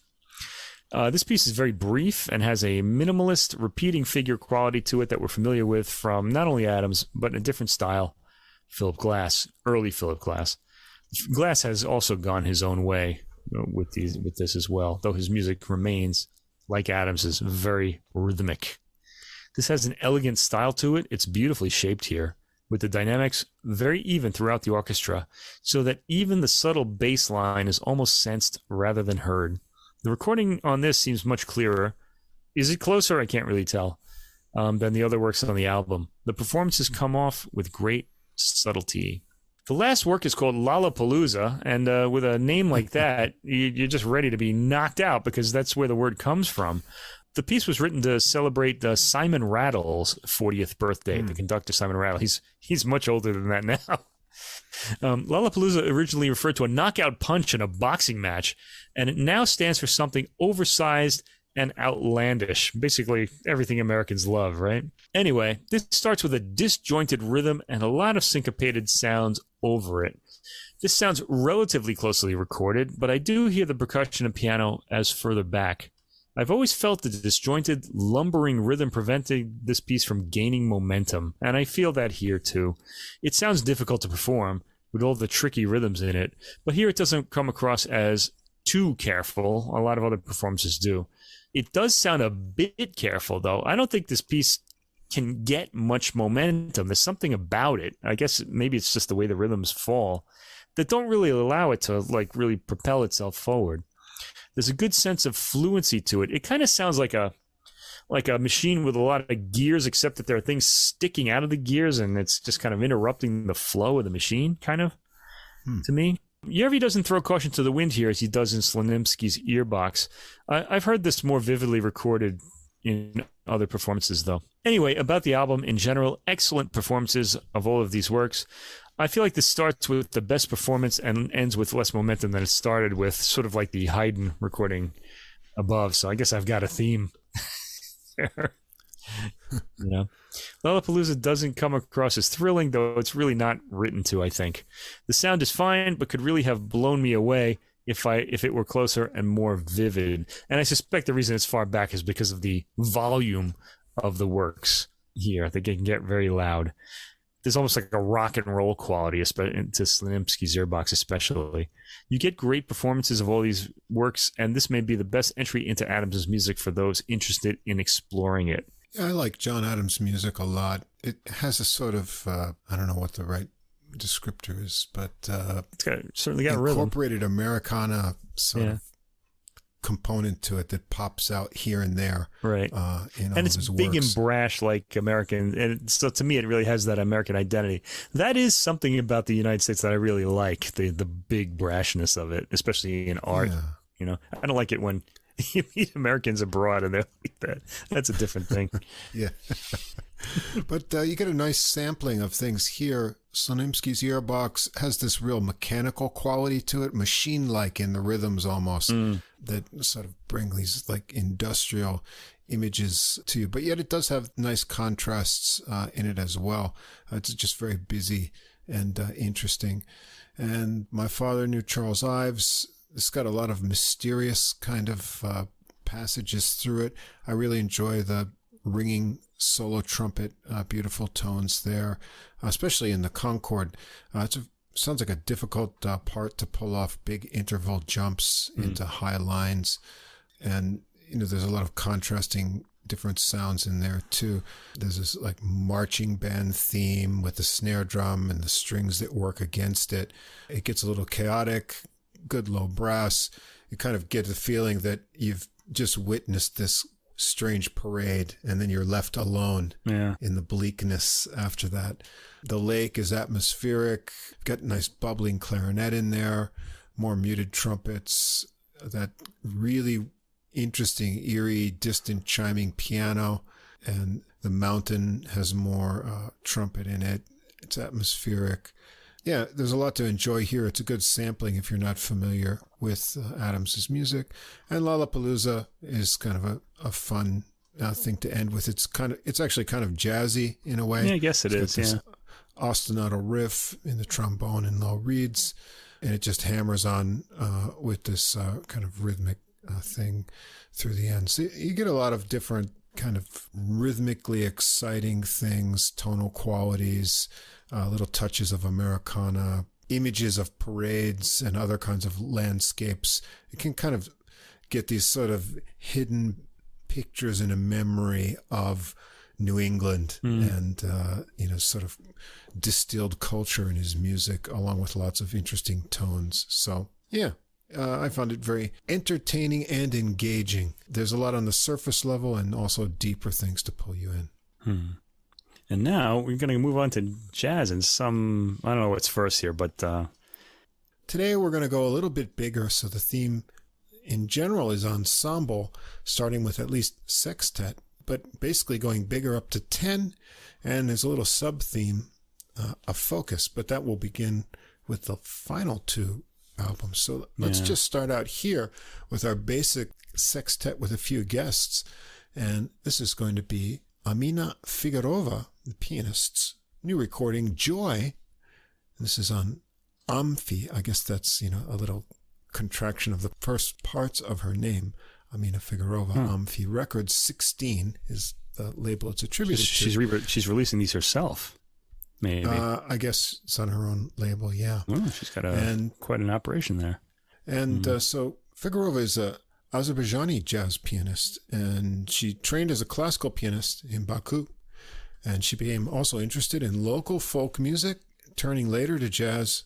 She completed her education at Berklee College of Music in Boston, and since the late 80s, she's worked with her husband, who we hear on this recording, Bert Plateau, on flute, and performed around the world in jazz festivals. She's the leader of 13 albums, and also recognized in Downbeat's Rising Star Composers of the Year in both 2014 and 15. She's got 13 albums? Wow. That's a lot. Yeah, it's a lot. And her previous album was kind of more of an electronic kind of departure, a Persistence it was called. So here she's back on acoustic piano for this recording, which is, a nice exposition of her composing and arranging skills. So we'll have Figarova on acoustic piano here. We've got the Japanese-born bassist Yasushi Nakamura, who we hear on some New York-based recordings. He was on that Bird at 100 album last year, which I enjoyed a lot. And two drummers, Rudy Royston, who we always hear on the podcast, and Brian Richburg Jr., but it doesn't say which tracks. I can't find any documentation who plays on what tracks. I hear a lot of Royston on here because I'm really familiar with his sound. We've also got Alex Norris on trumpet, and we've heard him on the podcast before. We featured his recording Fleet from the Heat back in episode 36. We heard him with Manuel Valera, Distancia in episode 56, and then he was also on Todd Marcus's In the Valley, episode 77, and then we just heard him episode 83 in the Pan American Nutcracker Suite as part of Joe McCarthy's New York Afro-Bop Alliance Big Band, but he's going to be in focus here with some nice solo work. As I mentioned, Bart Plateau on flute, which features prominently, and we love flute, so that's a great part of the arrangements here. Wayne Escoffery on tenor and soprano sax, a player I've followed with his work with Tom Harrell in the past, but I have to say he really shines here on this one. And we've heard him before with Pat Bianchi, episode 39, Something to Say. We've got a couple guest performances too. On one track here, October Fantasy, we've got Sasha Masakowski on vocals. And on the first track, the title track, we've got Hassan Bahar, I think that's how you pronounce it, on additional percussion. So let's get into it. We've got the title track to begin with, Joy.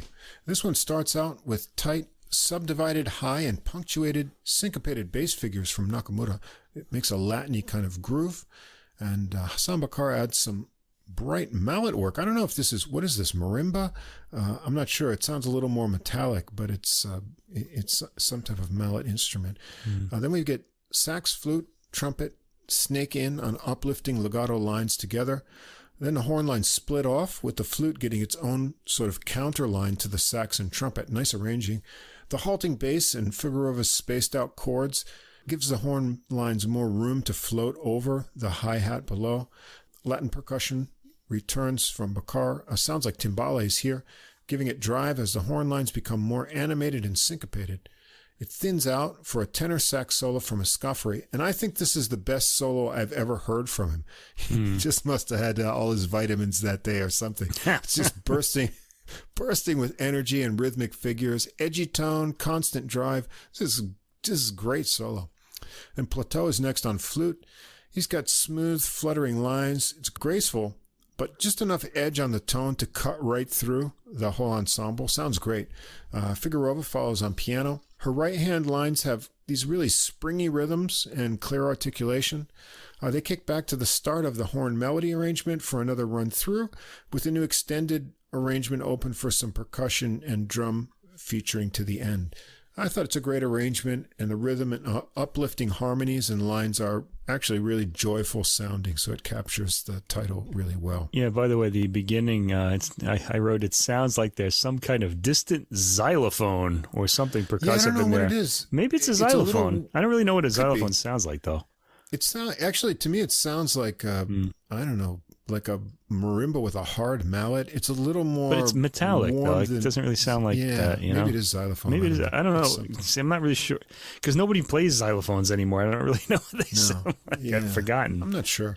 Yeah. Anyway, it's a nice little touch to start things off. Yeah. Track 2 is October Fantasy with a PH. And Figarova starts solo on piano here with a gentle but rhythmic introduction. It's got a 6-beat feel to it. Nakamoto joins with her rhythm with an elegant ringing bass tone. There's light drums and also Escoffery joining in on soprano sax, and he's one of these players with actually a nice soprano tone. It doesn't sound like a car horn on a compact vehicle. Right. It sounds nice. And it has big reaches up into the high register. Figarova takes over the melody with a soft touch of nice legato phrases. And then vocalizations from Sasha Masakowski layer on top before she transforms that vocal into the lyrics of this tune. It's got a very dreamy atmosphere. The drums kick up with more energy and fills to push it along. It sounds like Royston strumming to me from what I know of his playing style. The horns join in, adding thickness to the melody line. And then it sounds like Escoffery is switched to tenor for that little extra warmth in the sound, and it thins back to just vocals, piano, and bass to end softly. We've got Green Blues for track 3. This is in 12-bar blues format, and we get to hear the happy rather than bluesy theme twice. The 3 horns take it together with nice stop-time rhythm section work for the first few bars. It's a good horn arrangement, and then it gets really swinging. Nakamoto comes out first with a bluesy and agile solo for 2 choruses. Norris is next on trumpet. He's got a really fluid articulation even when he's up high. He mixes up some nice harmonic tensions along the way. Next is a horn section for a chorus, like a solo section of horns, showcasing Figaro's tasty arrangement skills here. Out of that horn chorus, Plateau follows with a flute solo, some real edgy, breathy articulation, hot lower register tone, and a fun final falling line. And then Figarova is next with an animated solo, some bluesy touches, and that works back into another 2 rounds of the melody to finish it off. I thought of it, it's green blues. It reminds me more of like a green salad with blues cheese dressing. It's more green than it is. I can't even imagine how that would translate to sound. I don't know. I don't think it would sound like this. It's not so bluesy with just a few little blue cheese accents there. But a really nice tune. Be a good album title, Blues Cheese. Blues Cheese. Can we put that out? Okay. Yeah, it could be. Your gift from the Adult Music Podcast, jazz musicians. Blues Cheese. We're going to go to not Mountain Dew, thank God, but Morning Dew in track 4. I remember drinking Mountain Dew to stay awake in college. That was the original Jolt Cola, I think. That stuff had a ton of sugar in it. God. Horrible for you. Yeah. But Morning Dew starts out with piano from Figarova with light but rhythmic touches. It feels like 6 beats with chords on the upbeat that have a little tension from intervals of seconds that resolve. And then there's also right-hand spaced out melody figures along with that left-hand part. Drums add texture with cymbals and light tom hits, and Nakamoto's bass gives it some rhythmic movement. The horns enter with flute on long tones and trumpet and sax weaving softly below on their lines. The rhythmic pulse dissipates with the end of the horn lines and leaves Figarova over. Lightly brushed drums with sparse hi-hat and light bass pulses. She solos gently with simple figures that lead to more flowing and cascading lines. She has some phrases of left hand answering her right hand figures along the way. The horns return with a new line of arrangement, working more together and flowing with the piano, and that connects to the earlier floating flute idea and a warm and lush ending. So it's a soft and lovely tune. Track 5 is called Ruby at Play. I think I read in the notes, although when I went to look back, I didn't see where they were. This is about her dog or something. And it's a very playful tune. Yeah, her dog, I think her dog is Ruby. Okay. I think. I hope it's not her kid. Otherwise, we're gonna get an email. Yeah, it's a playful tune. A drum roll brings in the horns on some accented and syncopated hits to start the melody before things get off swinging over it. Nakamoto's chugging bass has some really topsy-turvy, fun syncopated figures that lock in perfectly with drum hits, ending with a soaring flute note, and they go around the 24-bar form once again. Escoffery is right out of the gate from there with a tenor solo swinging hard for another energized performance. Then Norris takes over. They segue with part of the original horn line for a nice touch. Norris has some Woody Shawish type lines working through the harmonies here. There's another horn line transition into a flute solo from Plateau. Great flute sound again, good intensity. Then it's drum solo time after that, and great speedy tom work here. Once more around the playful melody to a happy ending. It's a good, fun feeling track. Track 6 is Suddenly Stars Are Falling from the Sky. It could be dangerous, I don't know. But this one has a 2-minute piano opening. Starts with ringing sequence of descending piano chords and upward runs. It's rubato, but soon gets rhythmic with a forward push before settling once again into a pretty melody with chords and arpeggiated accompaniment ending in a final upward run. The band enters with a warm melody and a slow 4-beat rhythm, with a lush horn arrangement where the lower register flute really glows among the other horns. Drum brushwork and cymbals help the horns swell to a big crescendo with the melody, and Figarova gets some solo time then. This kind of slow tempo seems best for her style to me. It shows off these really smooth lines and very touches, sensitive articulation that she's really good at, probably from her classical background. I want to say something about that. The chord kind of reminds me of like when Snoopy is heading home from his being shot down by the Red Baron in It's the Great Pumpkin, Charlie Brown. It's like a Vince Guaraldi theme. I was just listening to this recently because of they released the I think Kraft Records released It's the Great Pumpkin, Charlie Brown like music, the takes that they have in that. So I have that in my ear these days, and this really reminded me of that. Yeah. Out of her solo, the horns come back for a more lushly arranged melody, and then Norris gets a fluffy and flighty solo. It sounds like he's switched to flugelhorn here, over building up with kind of help from drums and chiming chords from Figarova. Things get soft for the ending, with drums pulling back over delicate piano, again from Figarova. It's a nice arrangement full of lots of dynamic contrasts. Track 7 is called Road Ahead. This starts with soft rhythmic piano, Latin-feeling cymbals, and syncopated arpeggiated bass from Nakamura. When the horns enter, it gets a driving samba pulse from the bass, the doom, da-doom, da-doom, that pushes it along. Though it's in 6 beats, or maybe it's 3. I don't know how they Depending on how you count it. Conceptualize it. You can feel it either, yeah. Escoffery has a solo first here. Sounds smooth and slinky. Figarova gets some rhythmic piano going under a horn line feature before Plateau is off on a flute solo with, again, really biting articulation and breathy figures. Figarova's next on a solo, keeping the rhythmic pulses going in her left hand to push the Latin rhythmic right hand figures. The horns join in to push her along, and she returns to the rhythmic two-hand work with bass pulses from Nakamura for some tasty drum soloing to end it up. Track 8, Only Peace Liberates. Ooh, this nice one's title. a slow, waltzing 6/8 feel with a longing piano intro from Figarova over cymbal textures. The horns come in with a warm, harmonized legato theme. There's a nice press roll on snare to lead into a solo from Norris. Again, really flexible and fleet lines in his trumpet playing. It's really well-structured solo that builds to a nice climax and then lets things down softly. Nakamura gets a bass solo next. He has some nice melodic ideas, clear articulation, both in the high and low registers. And then Figarova follows up with that from there. She has long flowing lines, but builds up waves of tension and release with the help of swelling drums. The horns return with another flowing line, and then Figarova continues with some more pretty piano soloing to the end, showing off a nice sense of flow and touch. Track 9 is Getting There. This one starts with very syncopated horn lines that obscure the meter and keep things on edge rhythmically. Figarova takes over for a strain until the horns enter again. Tight and busy drum work with lots of cymbals drive it along. Flute and tenor sax are up next for solo exchanges as a more steady 8-beat feel forms with intense drumming. This again sounds like Royston style to me.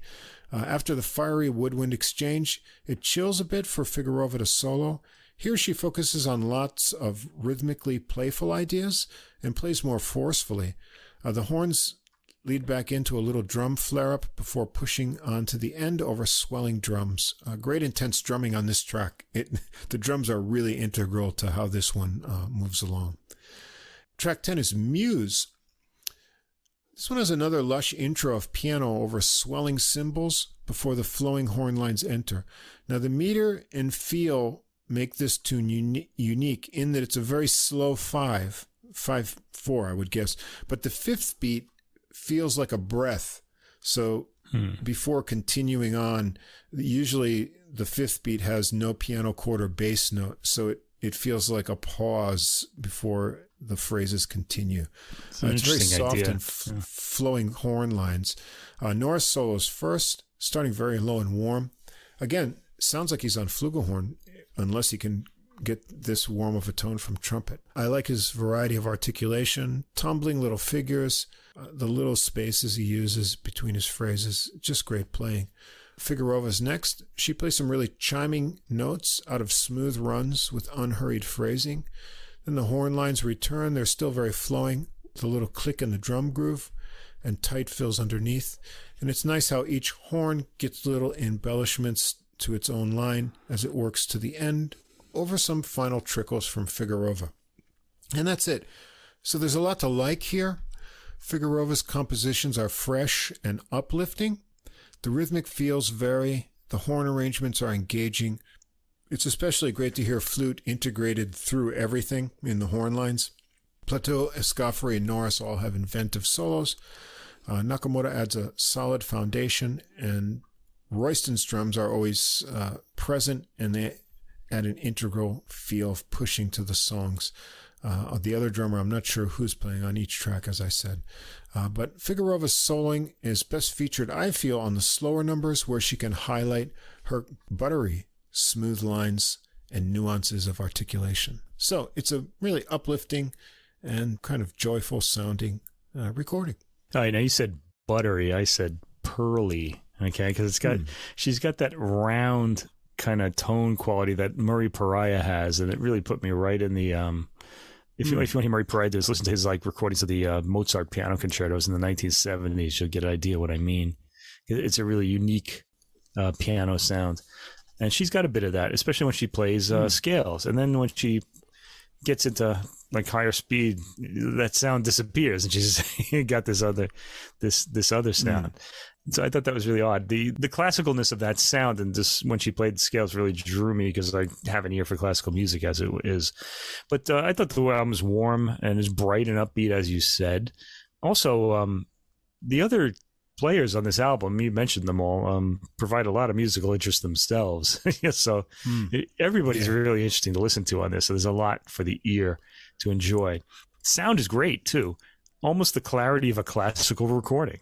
So it's kind of it's a funny high. It's not I wouldn't call it a hybrid, but it's sort of, there are classical elements in it in odd ways, like in the quality of the recording, hearing through. There's a kind of transparency to the back, in the sound field and things like that. So she creates a warm atmosphere, and when she leads things off, and everybody supports her extremely well, and in fact goes off on their own thing. So it was an enjoyable album. I liked it. Yeah. Uplifting. Joy. Good name. When you have, as I say, 6 or more, now you've got arrangements that add another level with sort of different lines you can do and timbres, mixing the instruments. And I think it does that really well. And the mood is uplifting. Yeah, given her sound, though, she could have been a classical pianist, I think, because she's got a beautiful sound. In certain parts, which she kind of hides sometimes, but she does get it. Yeah. So I'm going to go. I haven't listened to all of her recordings. I think I'm going to go back and check out some more.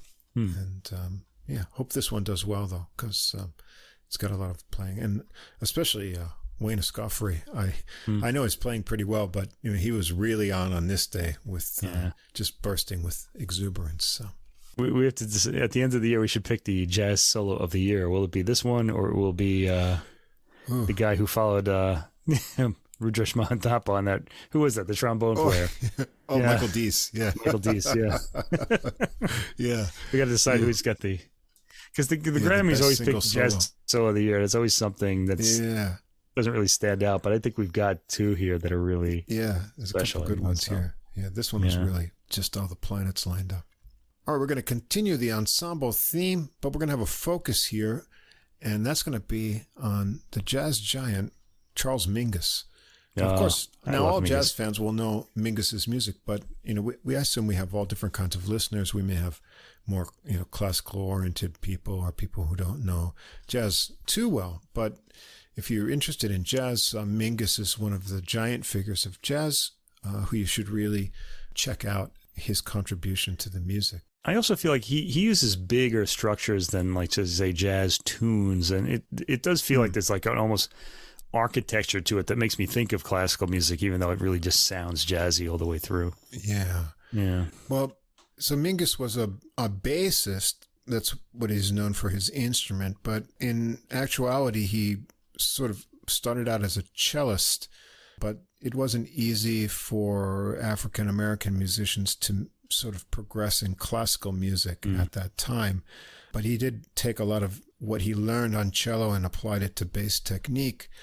He also played piano, composed, led a band, and was an author as well. We could read his autobiography for an interesting insight. Among his innovations in jazz music, he was a proponent of sort of collective improvisation. And, he's one of the giants in jazz history. Especially, he spanned over these decades, even though he didn't live very long. He was playing with the different eras of jazz musicians, from Louis Armstrong, Ellington, bebop players, Charlie Parker, Dizzy Gillespie, and all the way to, more modern players like Herbie Hancock in his early days. So Mingus was born 1922, so this would have been the 100th year anniversary of his birth, although he died at the age of 56 in 1979 from complications of ALS, or what we call Lou Gehrig's disease these days. And he really was a larger-than-life figure in every way. He was a big man. Yeah, he was. Prone to emotional and sometimes violent outbursts against the audience or his other musicians. And, you can hear him on one of his famous recordings telling the audience to refrain from applause or other noises during the performance. So interesting character as well. His music lives on because they're played by contemporary musicians, because there's so much to discover in them. And there's ensembles dedicated to him, Mingus Big Band, Mingus Dynasty, Mingus Orchestra, and Mingus Big Band. Actually, Ronnie Kuber, who we mentioned earlier, was a member of that band as well. Now here, we're going to have 2 ensemble recordings dedicated to Mingus's music. There's lots of Mingus stuff coming out in various formats this year for his 100th birth anniversary. But I think Mingus's music really shines when it's in a bigger ensemble, and you can sort of explore all the ideas. But it's very mercurial, and it's kind of hard to describe because there's so much going on in a lot of his compositions. But we've got 2 really good examples this week. And the first one by Ethan Philion, a Chicago bassist. And this is his Meditations on Mingus, which is on Sunnyside label. He says the arrangements break down into 3 basic categories. So Pithecanthropus erectus, Once Upon a Time, and Haitian Fight Song. These are kind of faithful to the original recordings as much as possible, but they're orchestrated for this 10-piece group we're going to hear here. So it's a larger ensemble. And then Meditations, Better Get It in Your Soul, and Prayer for Passive Resistance are kind of composites. So Mingus recorded different versions of his tunes over the years, and these are kind of drawn from various versions of that.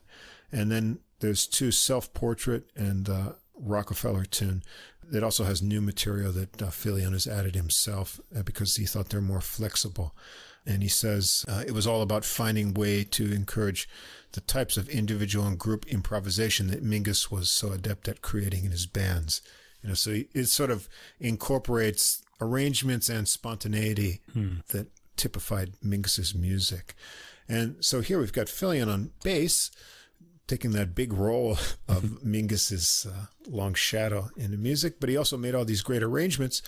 We've got 2 trumpets, Russ Johnson, Victor Garcia, and we've got Rajiv Halim on alto sax, Jeff Bradfield on tenor sax, bass clarinet, and flute. And that bass clarinet's important in Mingus recordings and compositions because that was played by Eric Dolphy on a lot of those seminal recordings. Max Bessison on tenor sax, alto sax, and flute. Norman Palm, trombone. Brendan Whalen on trombone. Alexis Lombre on piano, and Dana Hall on drums. And the other thing about Mingus's recordings is you're always going to get interesting titles. Right. Most of the songs also have a story behind them, but I'm not going to get into things too much because then we'll be on forever on the Mingus lore. But let's just say there's a rich history and perspective behind all that. Anyway, we'll start out with Once Upon a Time, there was a holding corporation called Old America. And right away. Rich, slow legato opening of horns.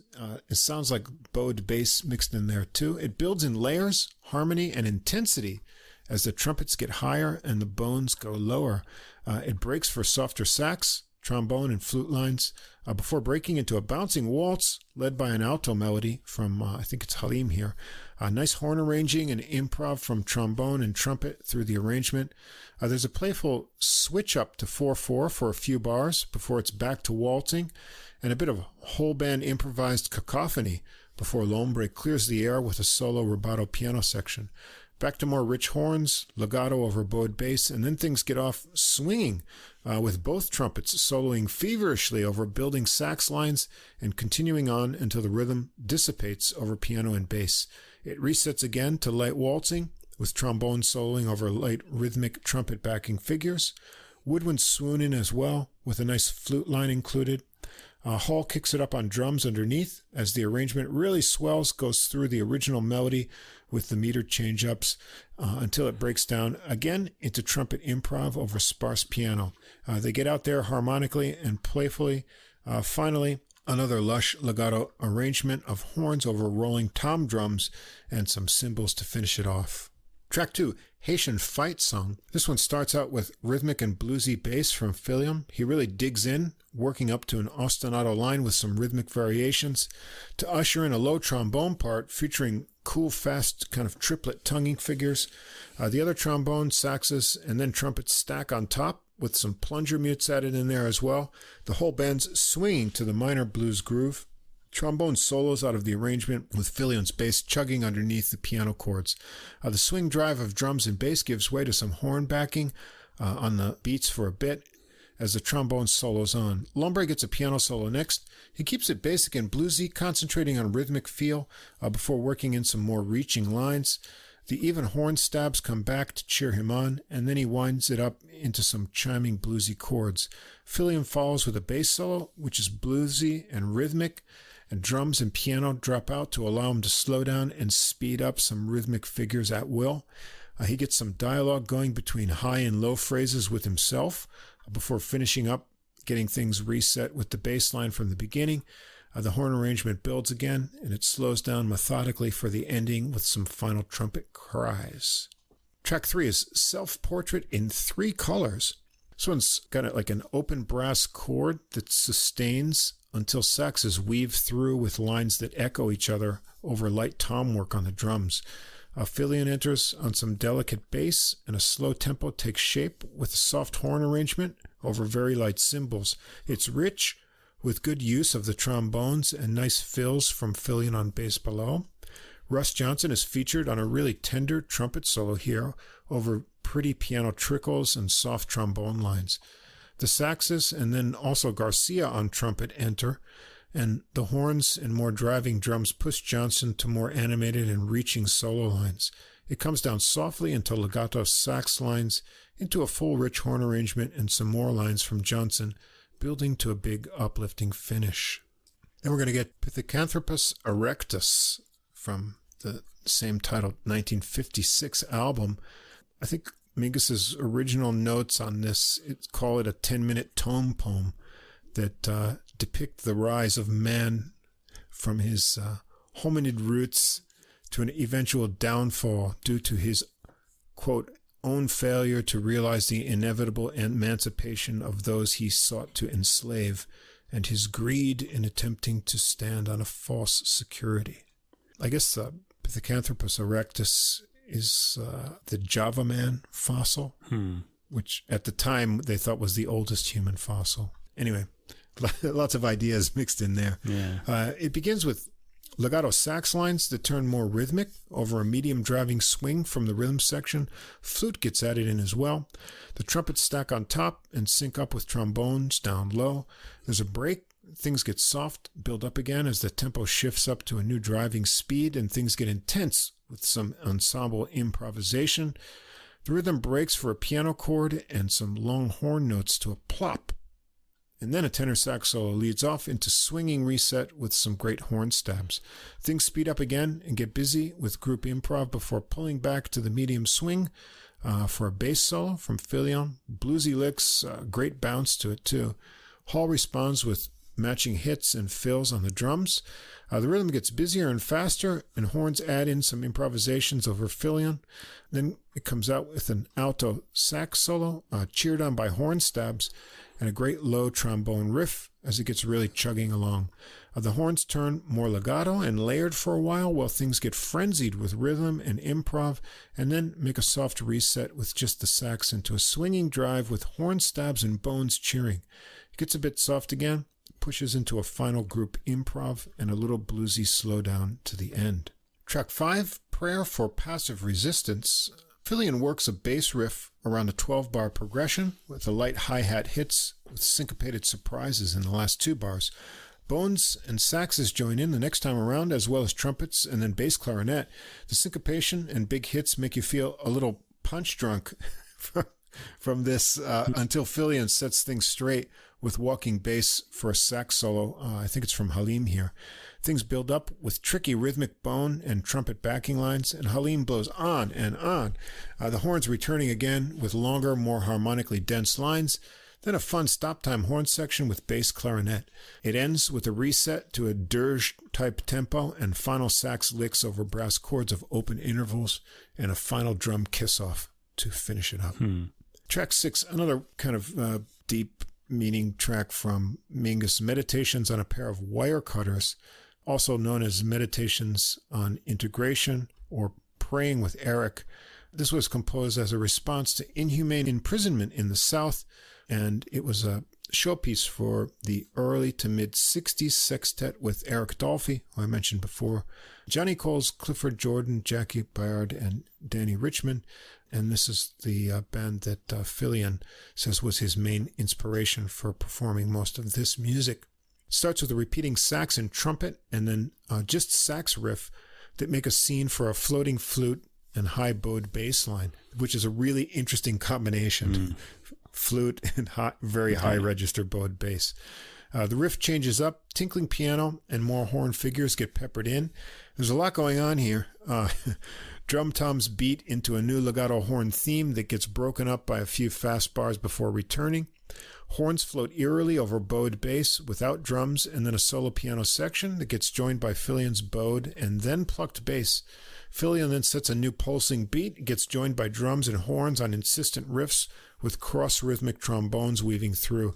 It gets into the legato horn theme again with the fast few bar injection into a new swinging groove for a bass clarinet solo from Branfield.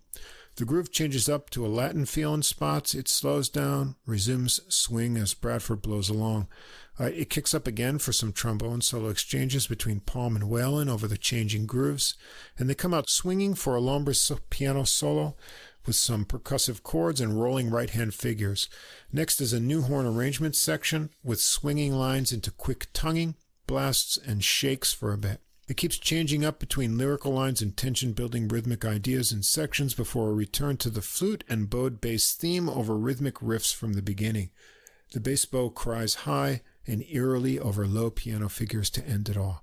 This is a very big work and a great feat of arranging. Then we've got Remember Rockefeller at Attica, another well-known Mingus composition.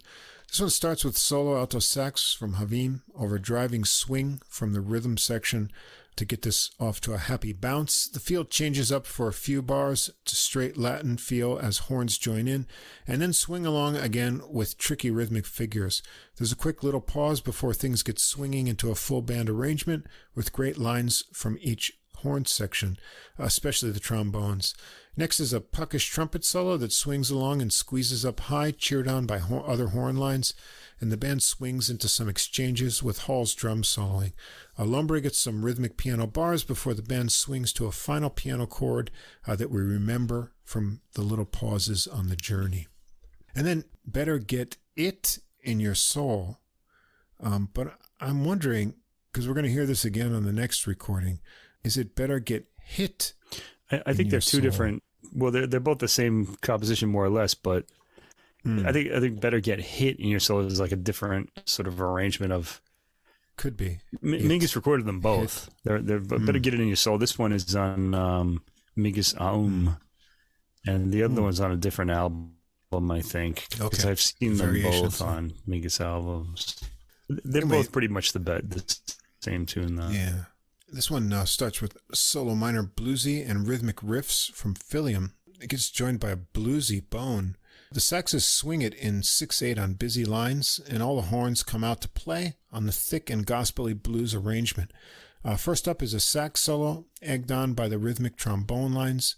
Grooving rhythmic piano solo follows into some solo sax, backed by only hand claps, until the rhythm section joins back in and finishes with some wailing licks.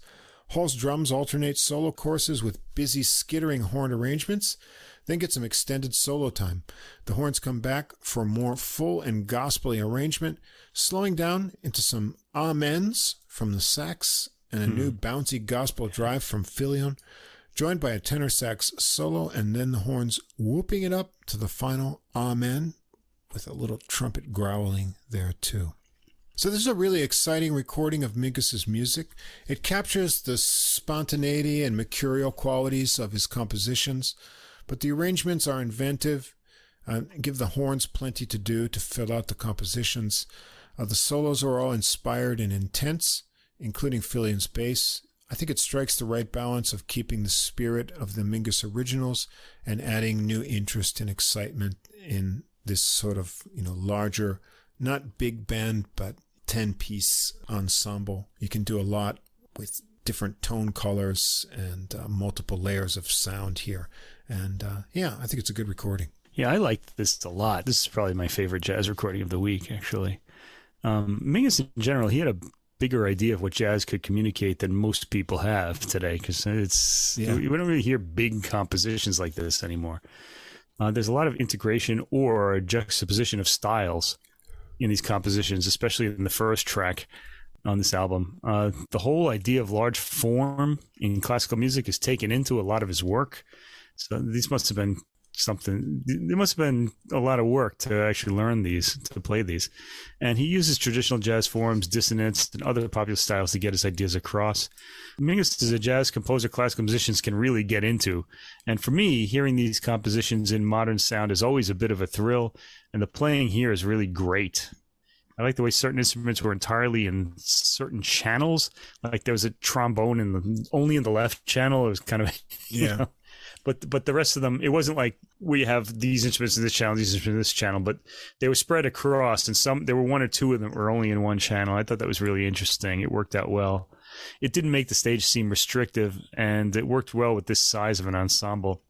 And Philion has a great feel for Mingus' sense of rhythm when he plays, too. He sounded great, too. I really enjoyed this a lot. Yeah, definitely check this out. Absolutely. If you like ensemble, a little bit bigger group sound, and Mingus's music in general. Really good recording. Yeah. And we're going to go on to another Mingus ensemble recording. Maybe this one was held back for this year because it's coming along in a series of similar type of recordings, because this is a series of Latin sides of composers. Yeah. And if you hear that Latin side, well, you may associate that with the trombonist Conrad Herwig. Yeah. And the Latin side of Mingus on Savant Records. And, Herwig is from New York City, started out in Clark Terry's band in the early 80s. He's been a member of Joe Henderson's sextet, Tom Harrell's septet and big band, played with Joe Lovano, played with John Faddis Jazz Orchestra, Jeff Tain Watts, and he was a member of the Mingus Big Band as well. But he's recently gotten 4 Grammy nominations for his series of Latinizing recordings, including John Coltrane, Miles Davis, Joe Henderson, Wayne Shorter, Herbie Hancock, Horace Silver. And so here comes out here the Latin side of Mingus. And we like Latin stuff, and it all works with Mingus's compositions. And you're just going to get all these great grooves here. And I've heard a few of Herwig's older recordings of Latin side recordings. I heard the Joe Henderson one, and they're really great. They're great. And he's just a really exciting trombone player too. I mean, whenever he plays a solo, he's really wound up to give it his all. So he's here on trombone, and we've got Randy Brecker on trumpet. Yeah, you can't go wrong here. Yeah, and also Alex Sipiagin. Another monster trumpeter, also plays flugelhorn on here. And we hear him a lot on a lot of recordings, Yeah. Craig Handy, the always reliable tenor sax player, but he's also got some flute and bass clarinet going here. As I said, you've got to get that bass clarinet in. Yeah, we're always happy about that. Yeah. You've got the always amazing Bill O'Connell on piano. Oh, yeah. And also Rhodes on one track. He's a real master of Latin music on his own recordings as well. We've got Luque Curtis on bass, Robbie Amin on drums, Camilo Molina on congas, and special guest Ruben Blades. Wow. Now, if you want to see a guy who's got a resume, look up all the things Ruben Blades has done. Not only from salsa music to like head of tourism in Panama. I think he's got a law degree from Harvard, and now he's on like 2 or 3 TV series, and he's still recording big band albums. The guy is he's a major cultural force in Latin America, and just in music alone, and then he does all this other stuff too. Boy. Anyway, he contributes his great narration voice just on one track here. So we're going to start out with Gunslinging Bird. This one has like rhythmic bass and piano figures with offset horn hits to that rhythm that begin it. The bass gets into more of a groove over the drums and congas with some piano improvisations from O'Connell into a horn arrangement building up with counterlines. Sounds really thick. First up, a trumpet solo from Randy Brecker here over stop time horn figures. Builds up with horn backing lines. Herwig follows with a trombone solo. It's really intense, tricky slide work and lip figures, harmonic tension that builds up into a solo from O'Connell, next on piano. Ringing chords to start it out, complex rhythmic ideas, interesting harmonies. He always dazzles whenever he plays. He constantly knocks me out on this album too. There's a synchronized horn theme arrangement alternating with some drum and conga soloing. The horns come back and split off into lines building to the end with a contrasting final chord to the minor mood we've been hearing and some final thoughts from Herwig's trombone. Next up, Boogie Stop Shuffle. This one has a funky Latin groove with staggered syncopated horn lines. Piano and percussion make an interlude before the horns go around again. O'Connell gets a Cuban piano motif going underneath. A new horn strain comes along with Herwig working against the rest into a solo for him. He's blowing strongly here, ending his phrases with little falling cries. He really pushes it over the rising chord sequences. Next is a trumpet solo, lots of teasing pauses, a variety of articulation, and then those famous high trilling figures, Randy Brecker, and he has that laser tone. It's always great. Well, I met Randy Brecker when I was like 17. Really? In Chicago. Yeah, I got to talk to him for a little while. It was cool. A real highlight. I always remember that. Yeah. After Brecker solo, O'Connell is next. Piano solo, constant driving, left hand, ascending harmonic ideas as he dissects the rhythms in this segment here. The horns stack behind him into a little percussion breakdown, into a repeat of the original melody to the end with a fun low piano line to the final horn phrase. Track 3, Don't Let It Happen Here. This is where Ruben Blades comes in to narrate. He's surrounded by trumpets, trombone, and bass clarinet, first each as a solo instrument and then all joining together.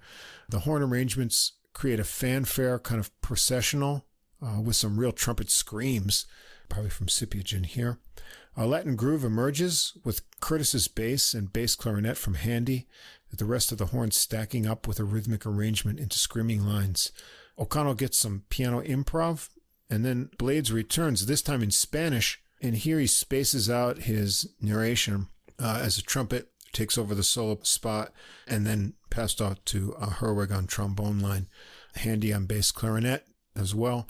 Eventually, everyone is locking in, and they get on this really accented groove along with Blades' Spanish narration, and that finally spirals down into some final lines. So kind of... Yeah, we should mention the poem is the that, one day they came and I said nothing poem, and then they eventually come for you. And the Spanish poem is the same thing. It's just the same words in Spanish. So you hear it in both languages, English and Spanish. Interesting effect.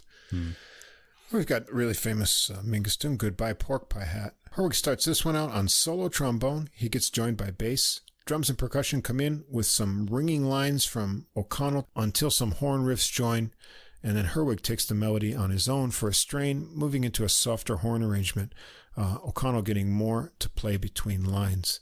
Then it's flute solo time from Handy. Breathy, edgy, he gets a bit bluesy. Really sounds great. Trumpet and trombone solo exchanges follow between Brecker and Herwig, and then O'Connell gets some more space to solo, with horn backing lines floating in and out between his continually inventive rhythmic ideas. He gets into a Latin vamp for some conga soloing here. Then we get some trumpet soloing with ripping lines from Scypiagen before the horns take it through the melody arrangement again. Extended holds on the final chords give Herwig some room for some final last words on the trombone. Track 5, Hora Decubitus. Curtis starts it out with a rhythmic and bluesy bass intro. He works up a groove joined by drums and conga, and then Handy takes the topsy-turvy line on tenor sax, gets joined by Herwig on a counter line. Trumpets build it up more into some blowing exchanges between Handy, Brecker, and Herwig, and they all join in together for a bit before O'Connell gets a solo. Again, dazzling with rhythmic and harmonic ideas and high tinkling phrases. The horns join in together on a unison topsy-turvy line that works through to some bass from Curtis and back to Handy on the melody. Builds up with bone and trumpets again, with some drums and a trumpet scream to finish it all off. Track 6, Duke Ellington's Sound of Love. Drums, conga, and bouncy bass set a smooth groove for O'Connell to do some Rhodes work here. Yeah. Bone and flugelhorn have a smooth melody line that splits into nice harmonies with Handy joining in on sax. Herwig gets a solo line sounding big and fluffy before the horn arrangement gels again. Cyprian gets a flugelhorn solo here, fast, agile lines, and long trip up to the stratospheric range. He really likes to play high even when he's on flugelhorn. Yeah. Handy follows with the flowing tenor solo. The horns have fleet arranged lines around Herwig's solo licks next, and then O'Connell rings out on the Rhodes for some soloing with little dizzying fast lines. Herwig gets some more high floating lines into a final lush horn arrangement and syncopated pushing of the phrases to the end.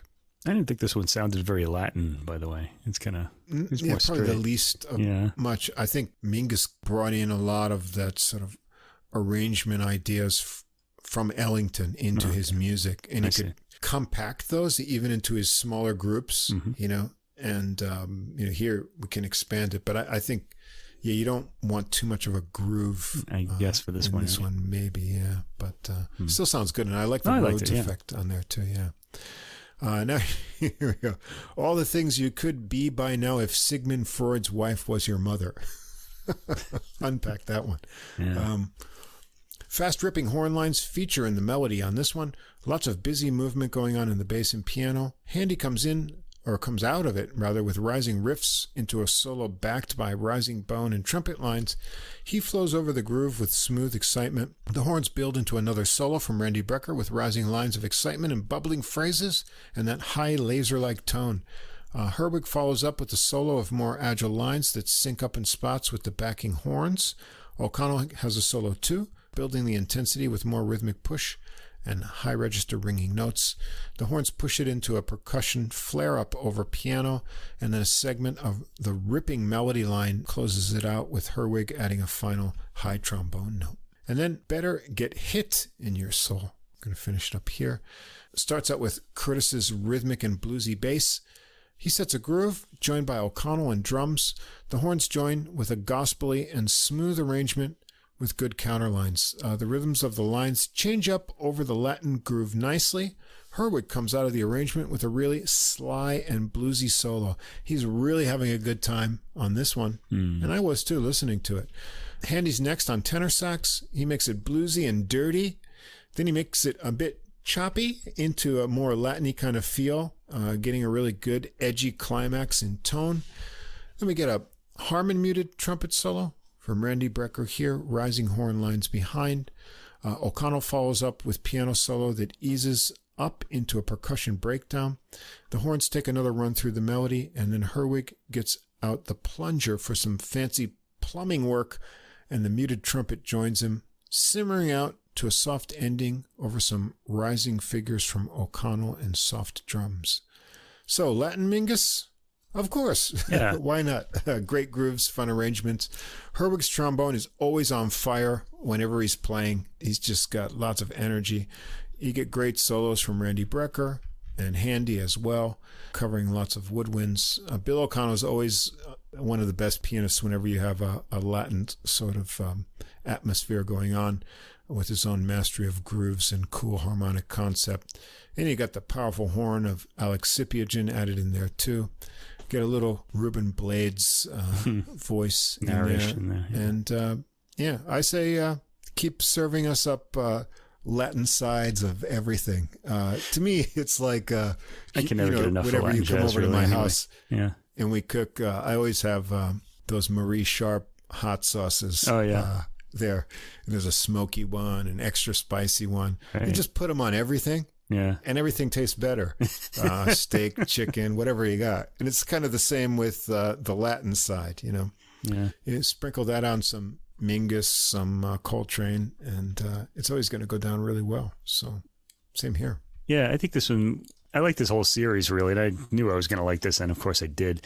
I think this album is more Latin than Mingus, although the tunes are really all recognizable. I mean, I'm not complaining about it. That's certainly a good thing. These all work well in the Latin rhythmic idiom. Really, everything does. Like you said, like it's like the hot sauce. It just makes everything taste better. Yeah, I think the playing on this record is just fantastic, too. You have some really great giants musicians. So on top of just having these Latin melodies, you have all these like, you know, giants, you know, soloing throughout, and it's just great. You know, Conrad Herwig's bands, every album I've heard, it's always been exciting in these types of projects. It's exciting playing. Yeah, listen to this. Listen to some other ones too. Latin Side Up. Yeah, just type that into your search engine, and you can go crazy with that. Fill your cue list, you know, with all of them, and have a good weekend. Yeah. Get some hot sauce and get some margaritas. I did like that Marie Sharp's comparison though. It works well. Yeah, spices it up nicely. All right. Yeah, so they have it some ensemble jazz, different feels with the focus on Mingus. It's always good to remember his music. You can never explore it too much. It's a whole world on its own, and we should often rediscover it. Yeah. So a good week of listening. I really enjoyed just about everything this week. It was good. We got some, you know, in classical, we revisited some things, but in a new way. Haydn, Franck, Adams. Some old favorites, some old favorites. And good things. We heard the worst Haydn symphony. The worst Haydn symphony, which wasn't bad at all. Yeah. And, next week, we're going to get our passports out. We're going to do something kind of different next week. Yeah, we're going to... How did this come about? We're going to do like old Polish bands and classical composers. Now, Polish classical composers aren't so hard to come by, but we're gonna make this even more difficult for ourselves and have no Chopin on this one. Okay? Yeah, no Chopin. He's not in this one. Yeah, I just happened to have 3 Polish composers. I said, hey, can you do a Polish one? And I guess we're gonna do that. Polish jazz. And I just happened to have 3 Polish jazz recordings on my listening list. So break out the sausages, and we're ready. We're gonna have a Polish music festival next week. It's also gonna be a pronunciation festival too. You're gonna really enjoy that. Yeah, we're not gonna have. We're gonna be in desperate need of vowels that will not come along. So where's the Wheel of Fortune when you need it? I want to buy a vowel. Yes, we're gonna have to practice up with some pronunciation aids to get through that one. But it should be interesting. My research. One of the things I wanted to do, especially with jazz, is get jazz from different countries that a lot of people don't know about. So we're going to go deep into Poland next week and get some jazz in there too. That should be good. Yeah, for classical, we've got 2 20th century composers who have been recently rediscovered, and a lot of recordings are coming out by them. So I really wanted to highlight those. Looking forward to that. So as we said, also be sure to check out next week because we might have a little update with a little adult music summit event that's supposedly going to be going on here. And if you want to know those Polish recordings for next week, after this episode goes up, we'll get the playlist up on Deezer later in the day, and that'll also be shared on our Facebook page. So come over and check us out on Facebook and get some more new releases during the week. As always, thanks to Fast Signs of Staten Island for our glowing neon logo. And remember, go over and check out Something Came from Baltimore podcast from Tom Gouker to get some interviews. He's got Yellow Jackets this week, so you want to check that out. And look up some of that past catalog too. I'm going to go check out that Todd Marcus interview because we talked. We didn't talk to him. We did his album. Yeah, that was one of my favorite albums of the year too. I might have more than 10. I'm going to have to whittle this down because I only get 10 jazz albums. I don't know. Tough whittling this year. There's a lot of good stuff. Yeah, maybe I might have to like jump off the deep end and just kind of leave like Catherine Russell off my list, even though it's probably my favorite album of the year. Just because I know you'll put it on, and I can get an extra one on there. You know, I don't know. I'll have to see how I do this. Yeah, it'll be interesting. there's still much more to go too. We've got 2.5 months of stuff. So yeah, there's still more coming too. It's been a great year. I think better than last year. In fact, I really enjoyed the music I heard this year a lot more. Yeah. I think part of the reason we're hearing so many, we're being overwhelmed with new recordings now. I think it's because all the stuff that was recorded during the pandemic is now coming out. Yeah, you know. That's right. Yeah. So, and I guess everybody was busy then because they had nothing else to do, so they just recorded or something. Yeah. They weren't playing live. Wish the yen was a little stronger so I could get more of these, though. Buy all of them, yeah. Things will get better. All right, so this has been episode 85 of Adult Music, and tune in again for episode 86 with our special Polish feature. So until next week, tune in, Deezer, Facebook, get that playlist, start listening ahead of time, and we'll see you again next week for a new one.